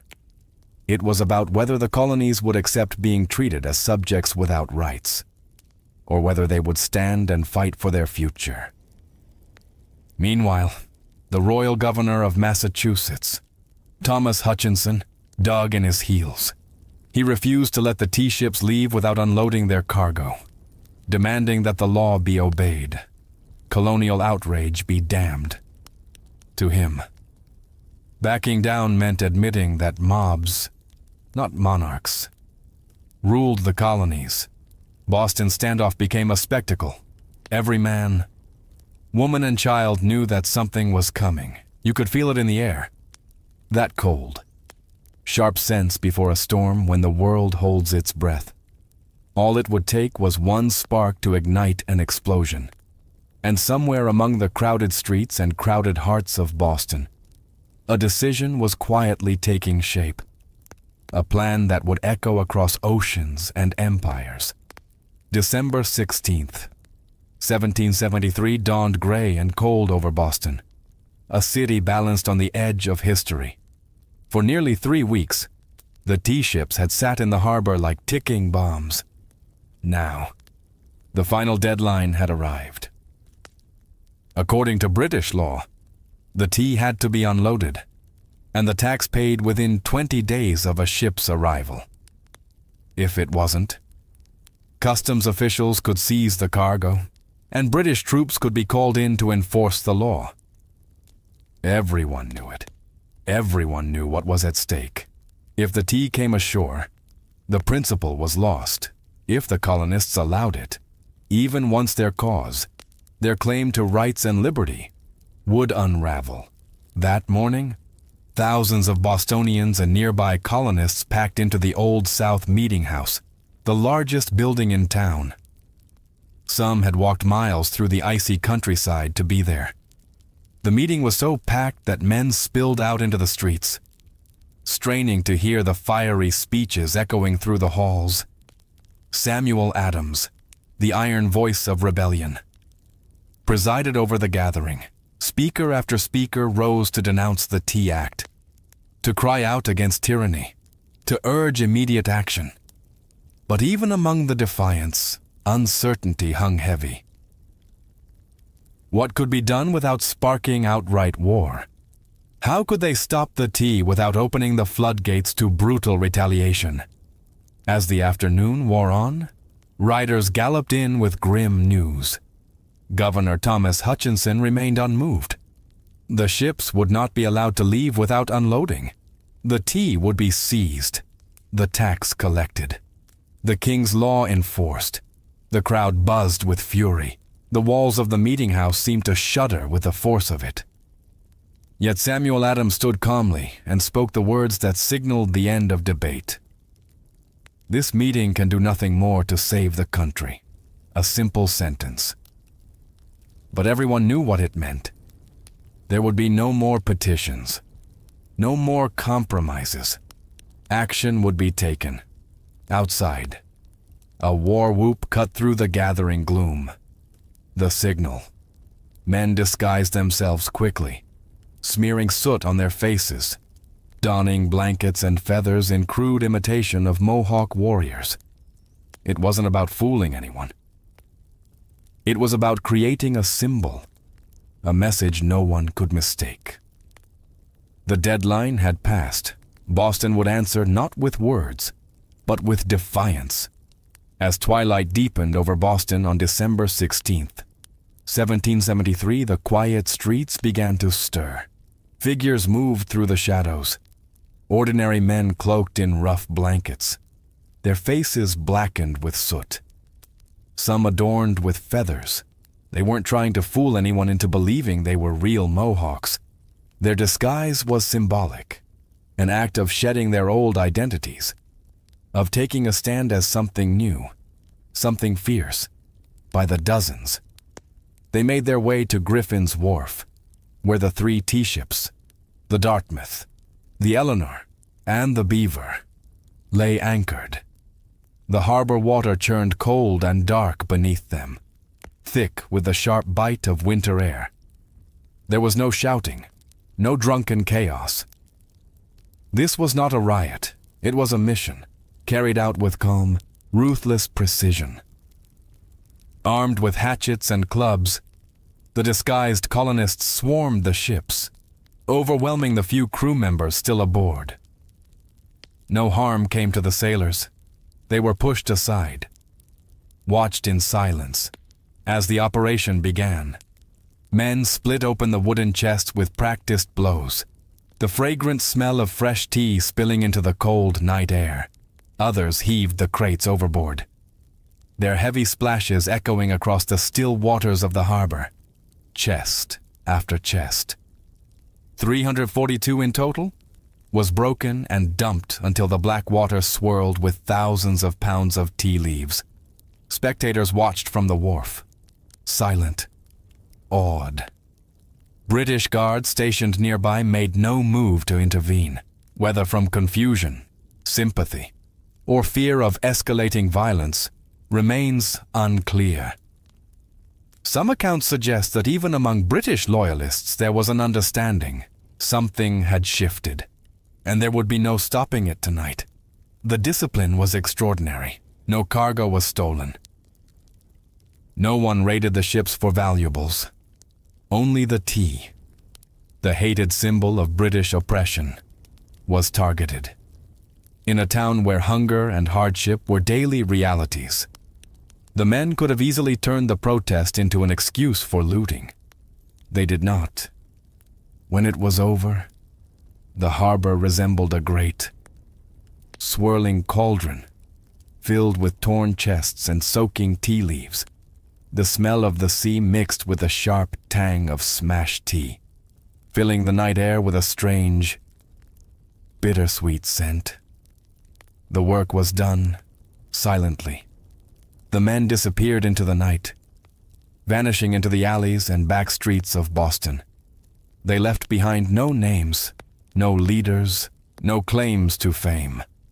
Only the unmistakable mark of revolution, As the last broken crates bobbed in the dark water, Boston stood still, almost holding its breath. The Boston Tea Party wasn't a riot, a brawl, or a drunken spectacle. It was something far rarer, an act of cold, deliberate defiance carried out under the cloak of night. The harbor was transformed into a giant, swirling teapot. Thousands of pounds of East India Company tea floated in great mats on the water, staining it black. Some colonists, curious and rebellious, scooped handfuls of soaked leaves from the harbor, only to be chastised by the Sons of Liberty patrolling the docks. Nothing was to be salvaged. No one would profit from this night's work. This was principle, pure and simple. The town woke the next morning to the smell of salty tea hanging heavy in the air. News spread like wildfire, word of mouth, letters, broadsheets. By midday, everyone from apprentices to merchants knew what had happened, and opinions split fast.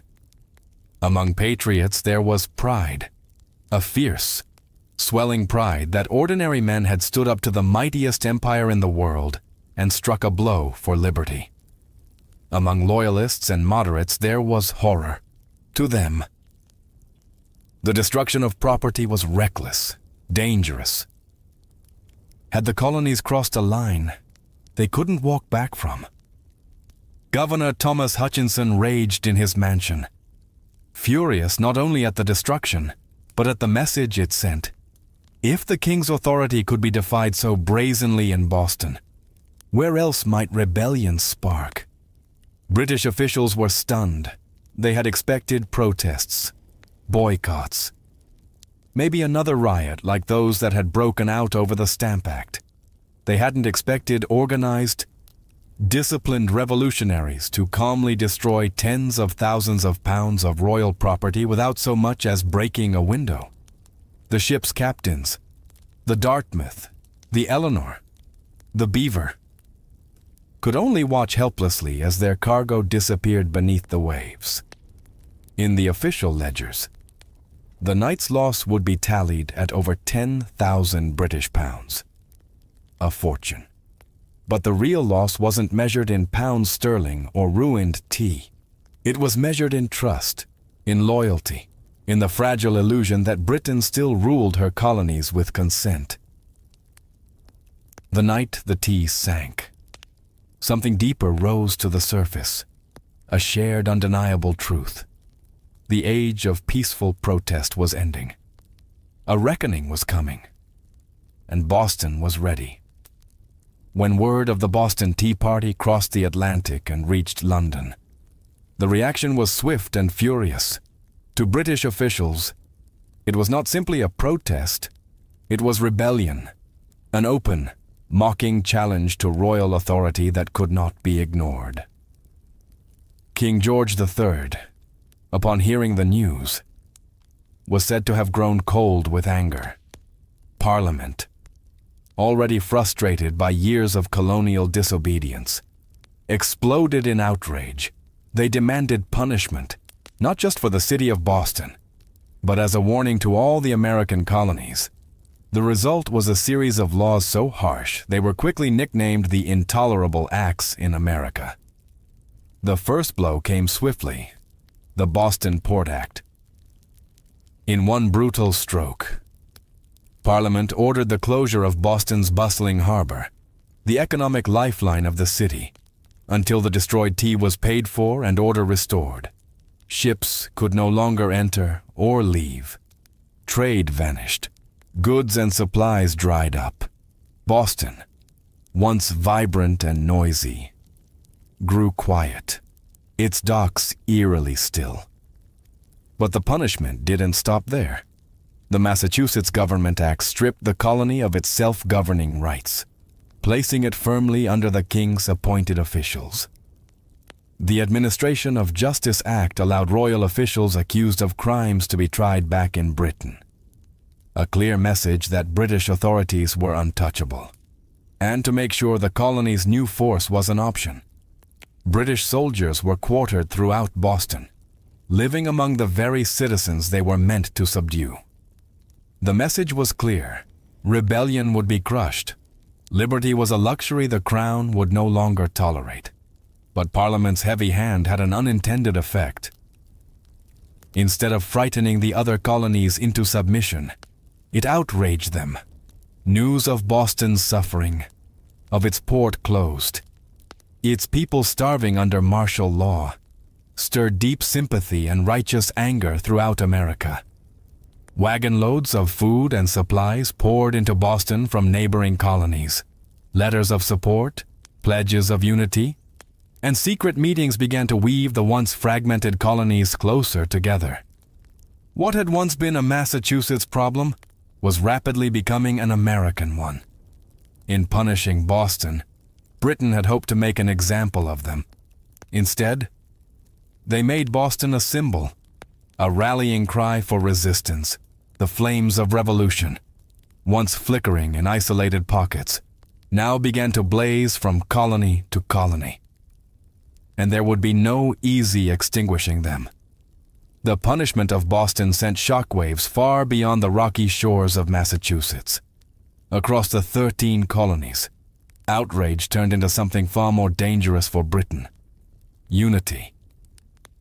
For years, the colonies had acted like distant cousins, bickering and competing, separated by geography, religion, and trade rivalries. But when Parliament slammed Boston's harbor shut and stripped Massachusetts of its self-governance, Americans across the continent realized if it could happen to Boston, it could happen to anyone. From Virginia to Pennsylvania, South Carolina to New Hampshire. The response was swift. Colonists sent wagons full of food, supplies and letters of solidarity to the suffering people of Boston. Town meetings buzzed with anger. Newspaper printers worked day and night to spread the news. The fight was no longer Boston's alone. It was everyone's. And so, in September 1774, something unprecedented happened. The First Continental Congress convened in Philadelphia. For the first time, representatives from 12 of the 13 colonies gathered under one roof to discuss a unified response. Men like George Washington, Patrick Henry, John Adams, and Samuel Adams, once merely regional figures, now stood together as architects of a movement that was growing larger by the day. Their goal, at least officially, was not yet full independence. Most still hoped for reconciliation, for a return to the old relationship of mutual respect under the British Crown. But beneath the polite debates and carefully worded petitions, a deeper understanding was taking root. The colonies could no longer afford to stand separately. At the Congress, they agreed to a sweeping boycott of British goods. They pledged mutual support in the face of further British aggression, and they made it clear any attack on one colony would be considered an attack on all. In taverns and meeting houses across the continent, ordinary people began using words that had once been whispered only in private: unity, resistance, liberty. In bringing the hammer down on Boston, Britain had imagined it would crush rebellion. Instead, it had welded the colonies together into something far more dangerous: a people who, despite their differences, were beginning to think of themselves not as scattered provinces, but as Americans. The winds of revolution were no longer just stirring. They were gathering into a storm, and it was too late for Britain to stop it. The night the tea sank into Boston Harbor, it wasn't just crates that were destroyed. It was the illusion that the American colonies could remain loyal subjects forever. The Boston Tea Party lit a spark that no king, no army, no distant parliament could ever snuff out. In the months that followed, that spark caught fire across the colonies. What had once been protests, boycotts, and polite petitions hardened into open resistance. Town militias began drilling openly, storehouses filled with powder and shot. Men who had once toasted King George III in taverns now whispered about revolution under the same roofs. Boston became a symbol of sacrifice, battered but unbowed. The more Britain tried to tighten its grip, the more the colonies slipped through its fingers. Every ship that sailed past the closed. Silent Harbor of Boston was a silent reminder that tyranny had met its match in American defiance.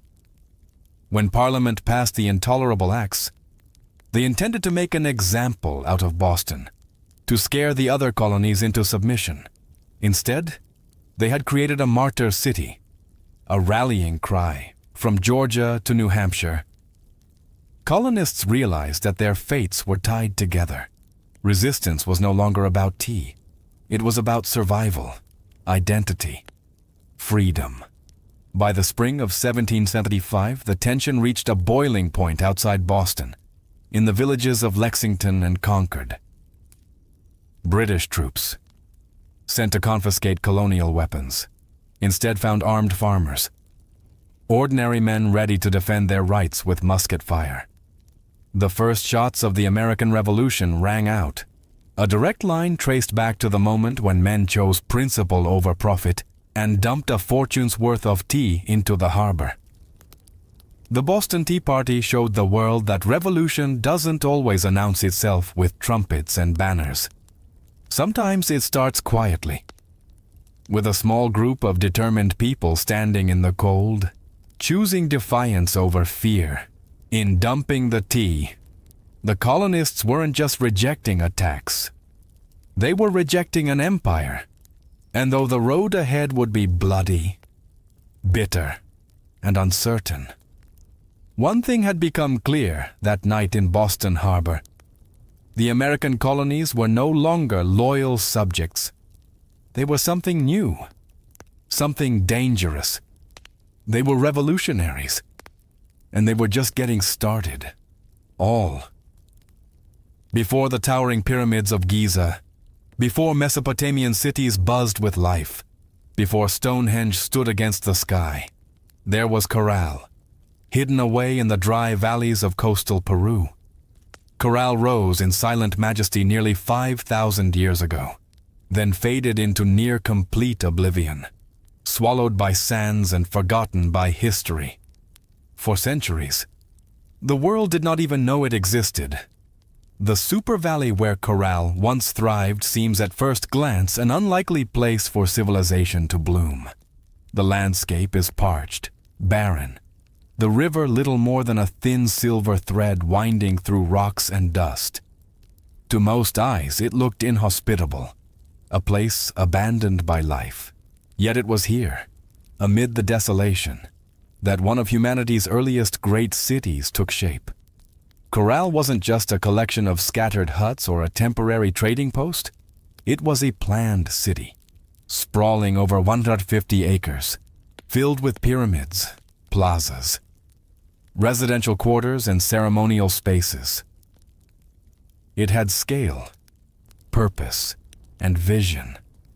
A complex society blossoming centuries before the Egyptians began stacking stones into pyramids of their own. The people of Corral achieved this without the wheel, without written language, without metal tools. They built massive structures from stone and earth with nothing but ingenuity, communal effort, and the raw power of human will. Yet for thousands of years, Corral's existence remained a secret. Even when travelers stumbled across the strange, weathered mounds scattered across the valley, they mistook them for natural formations, mere hills sculpted by the desert winds. No one imagined that beneath the sand lay one of the oldest cities in the world, predating even the civilizations that history books had crowned as the firsts.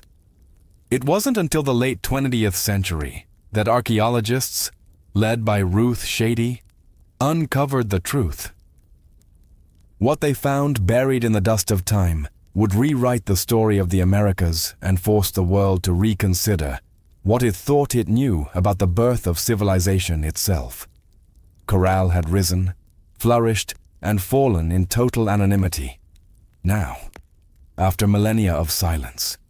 Its stones are speaking again, whispering of a peaceful, intelligent people who built a world of complexity and wonder in a land where life itself seemed impossible.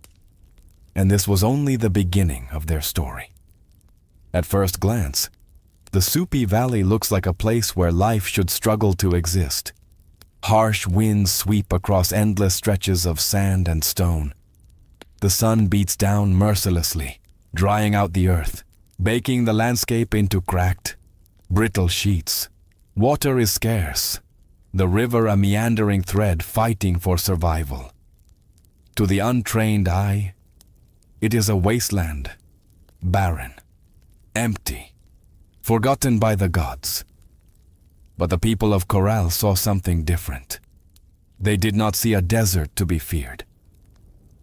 They saw a canvas to be shaped. They recognized the river, however modest, as the lifeblood of possibility. And so, with patience, ingenuity, and sheer determination, they turned this unforgiving place into a thriving oasis of life and culture. Their first victory was agriculture. They learned to tame the river's seasonal floods, building simple but brilliant irrigation systems that channeled water across the valley floor. Where others saw sand and dust, they coaxed green shoots of hope. Cotton, beans, squash, guava, sweet potatoes, cotton in particular, became their treasure. It was spun into fishing nets and textiles, fueling trade with coastal villages and creating bonds that stretched far beyond their desert home.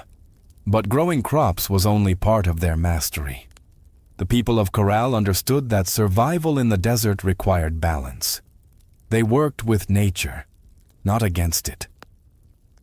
They built their homes and plazas from stone and earth, designed to withstand both scorching heat and the rare punishing rains that occasionally swept through the valley. They studied the stars and seasons, planning their harvests with the precision of master astronomers. Trade became the veins and arteries of Corral's economy. Dried fish, cotton, fruits, and handmade goods flowed up and down the coast. In exchange, Corral received exotic goods, colorful shells from the Pacific, rare stones from the Andes, ideas from distant peoples. They were not isolated. They were connected. In a land where survival seemed impossible, Corral thrived through intelligence, innovation, and community. They didn't conquer the desert with brute force.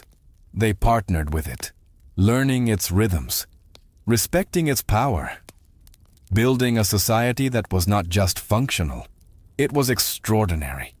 Against the odds, Corral blossomed into a beacon of civilization, and it was only beginning to rise.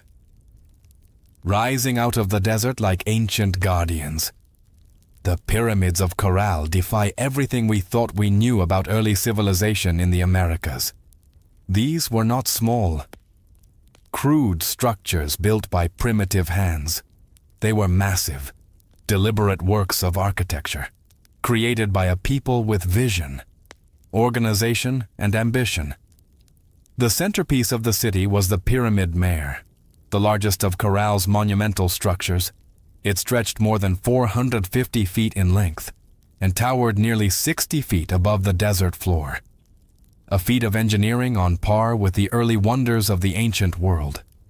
Built from stone, mud, and woven reed bags filled with rocks, the pyramid was designed not just to endure the harsh climate, but to withstand the punishing earthquakes that occasionally rattled the region, and endure it did.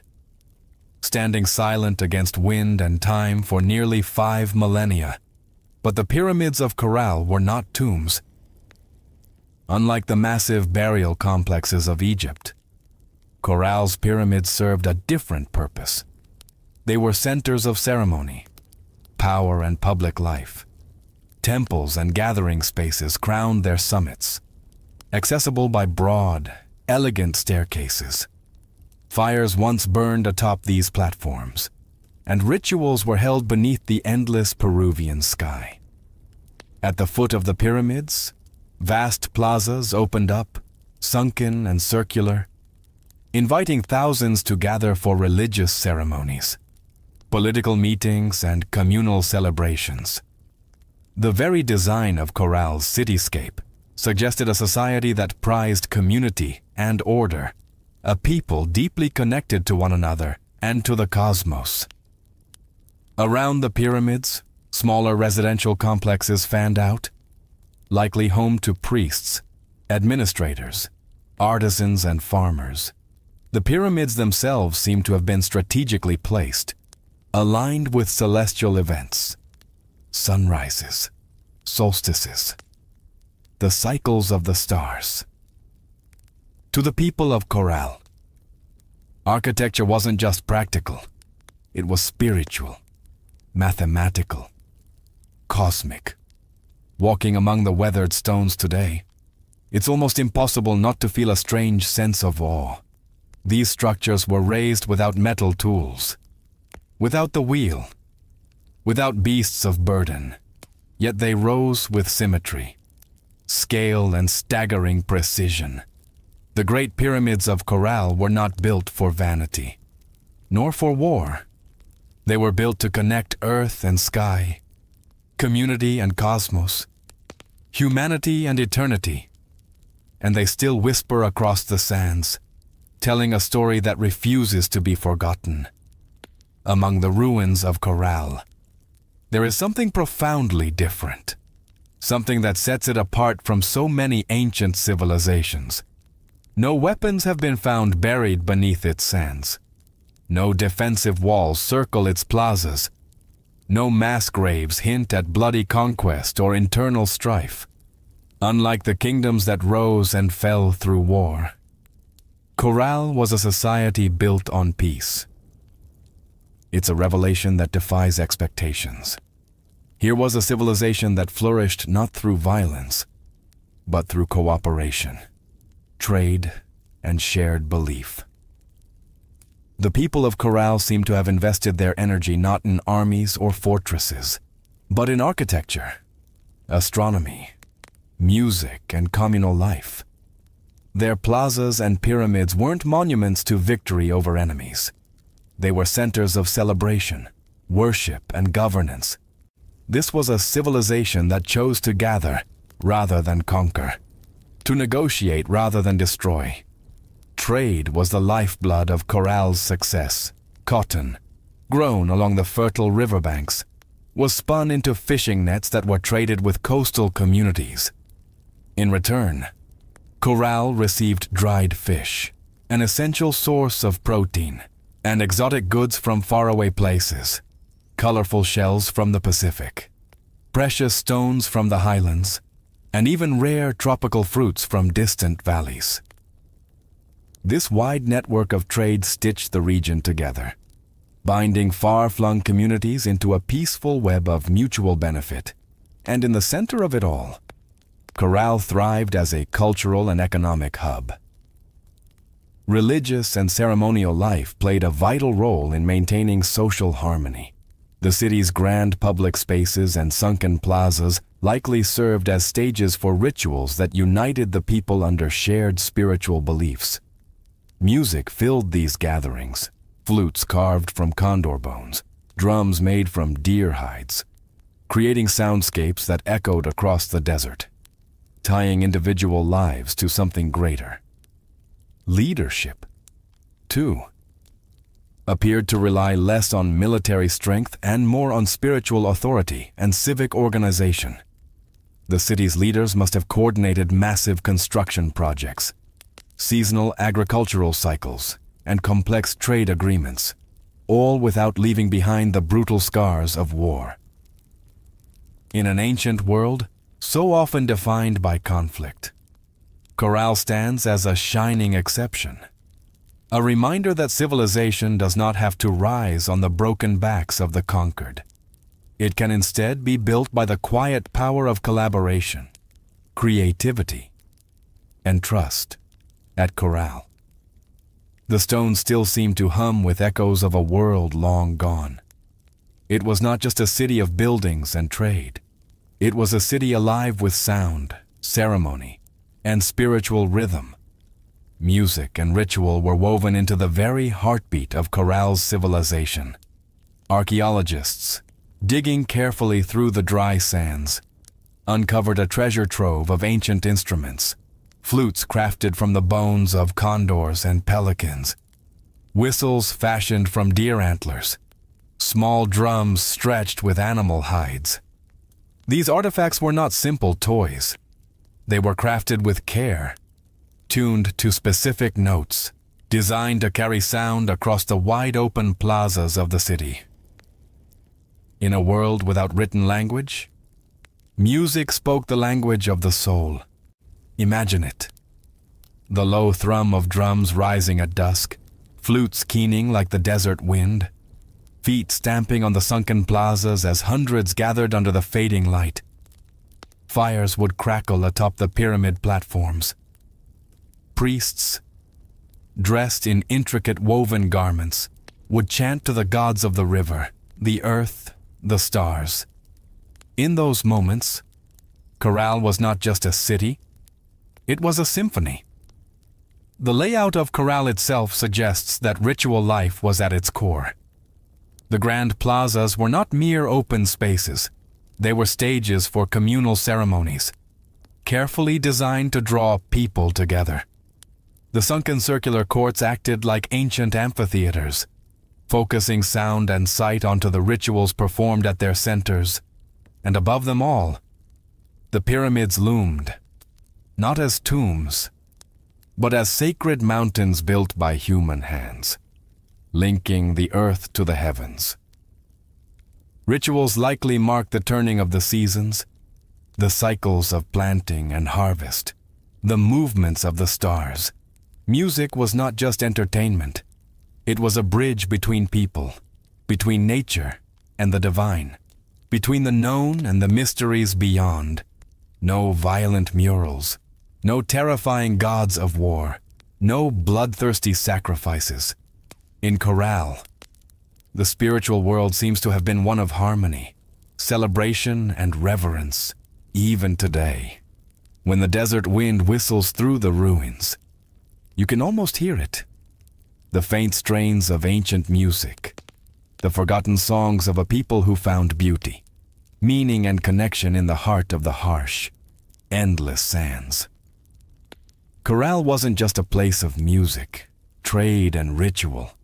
It was a marvel of engineering, a testament to human ingenuity in one of the tools.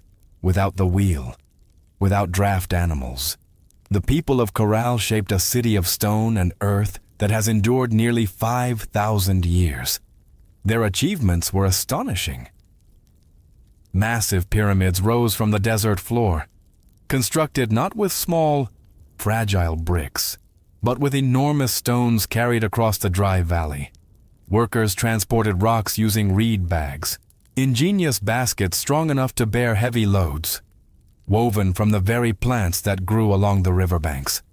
Layer upon layer, they built with care, stacking stone and filling the interiors with rubble to create structures that could withstand not only time, but nature's fury.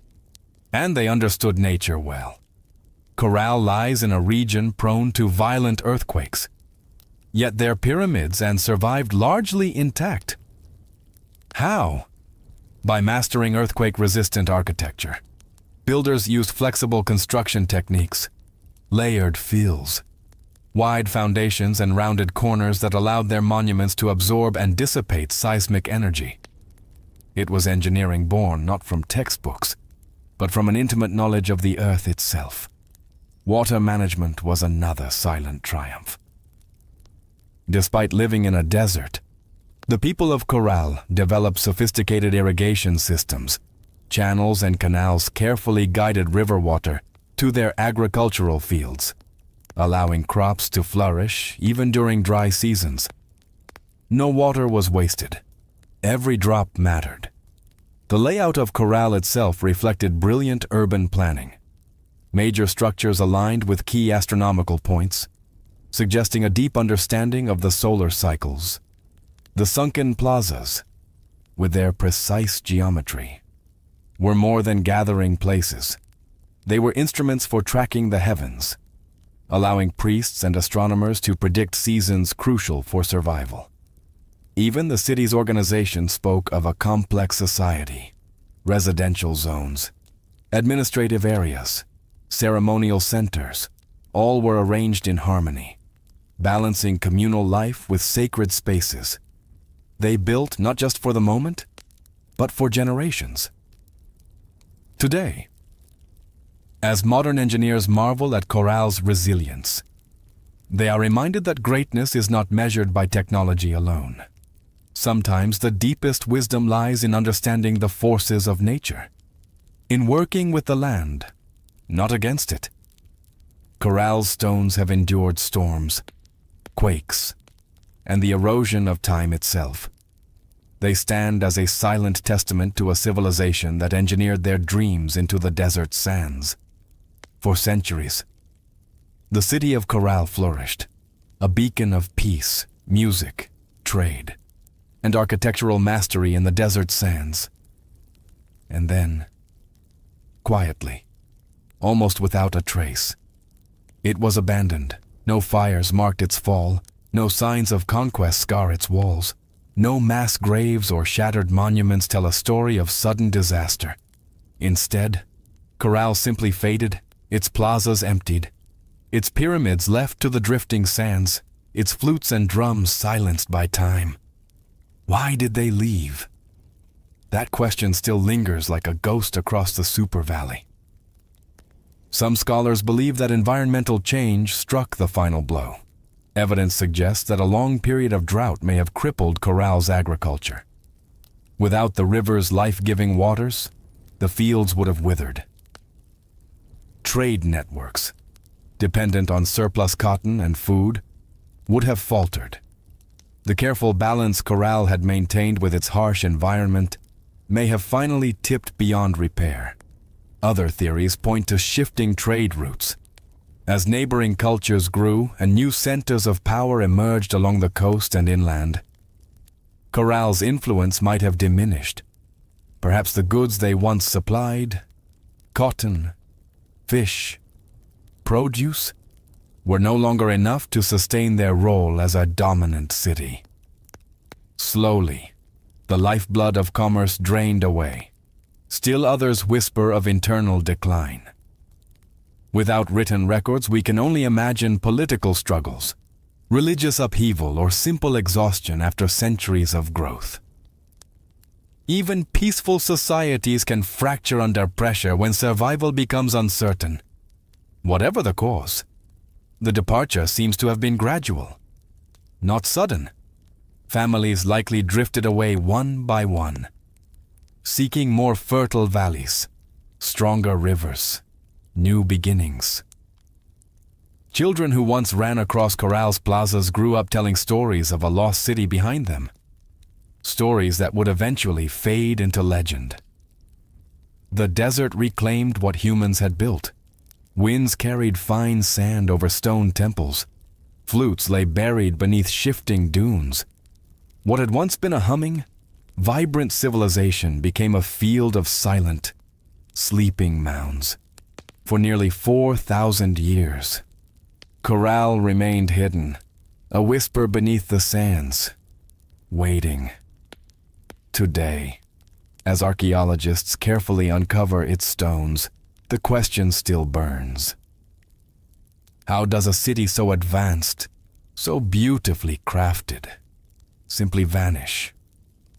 Perhaps the truth is that even the greatest civilizations, no matter how wise or peaceful, are still fragile, threads woven into the tapestry of time, forever vulnerable to the unseen forces of change.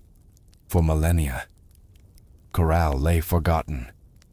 Buried beneath the silent sands of the Super Valley, travelers passed the strange, rounded hills that dotted the landscape, never suspecting that beneath their feet lay the ruins of a civilization older than the pyramids of Egypt.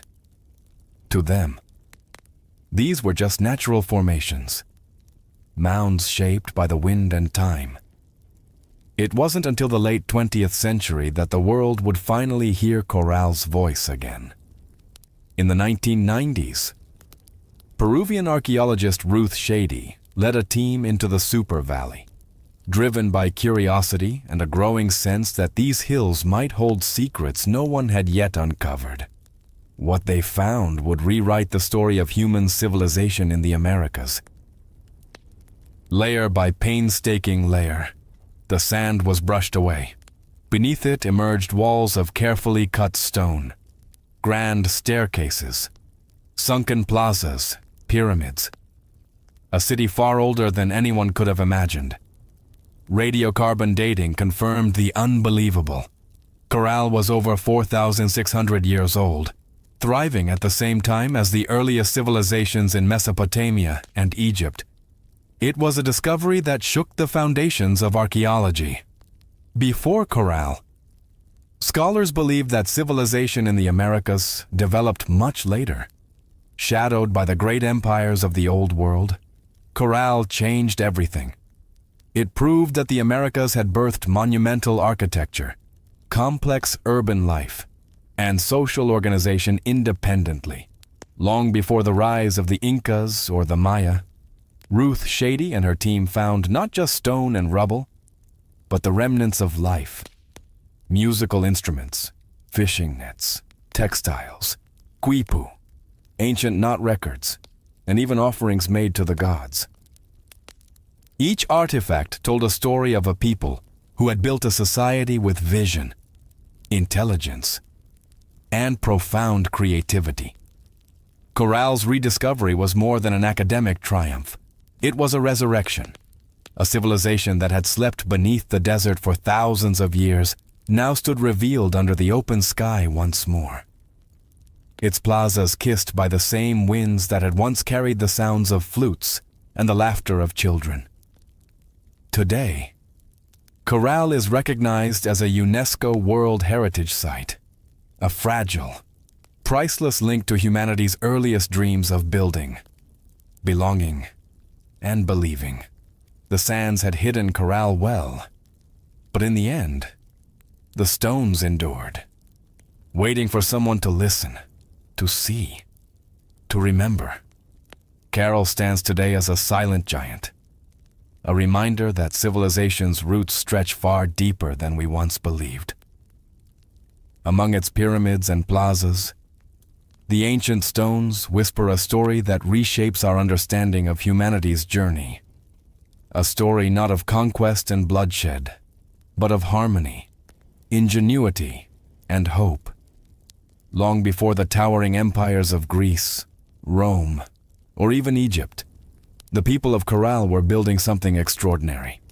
They raised pyramids without the wheel. They mapped the stars without written records. They created a thriving society rooted in trade, music, ritual, and engineering, all without leaving scars of war upon the land. In an era often defined by conflict, Corral offers another vision of what civilization can be. A society that valued connection over conquest, knowledge over domination. It reminds us that complexity does not require violence, that greatness is not measured by how many armies march across a battlefield, but by how a community comes together to build, to create, to dream. Carol's legacy reaches far beyond the dry sands of the Soup Valley. It challenges old assumptions that civilization had a single cradle, that urban life and monumental architecture belonged first to the Old World. Corral proves that humanity's spirit of innovation and aspiration arose independently in many corners of the earth, shaped by different hands, but driven by the same eternal desires: to endure, to celebrate, to reach toward the divine. Today, walking among Corral's weathered ruins, you can almost hear it: the pulse of drums, the low hum of flutes, the murmur of traders bargaining in the plazas, the laughter of children racing through stone alleys under a sky of endless stars. Their lives, their dreams, their stories are still with us, etched into the bones of the earth. Chorale teaches us that even when civilizations fall, their spirit can endure, sleeping under sands, waiting to be remembered, waiting to inspire again. In the great timeline of human history, chorale shines not just as a relic of the past, but as a beacon for the future, a reminder that even in the harshest deserts, even under the heaviest sands, the seeds of wonder, wisdom, and peace can take root and build a world that reaches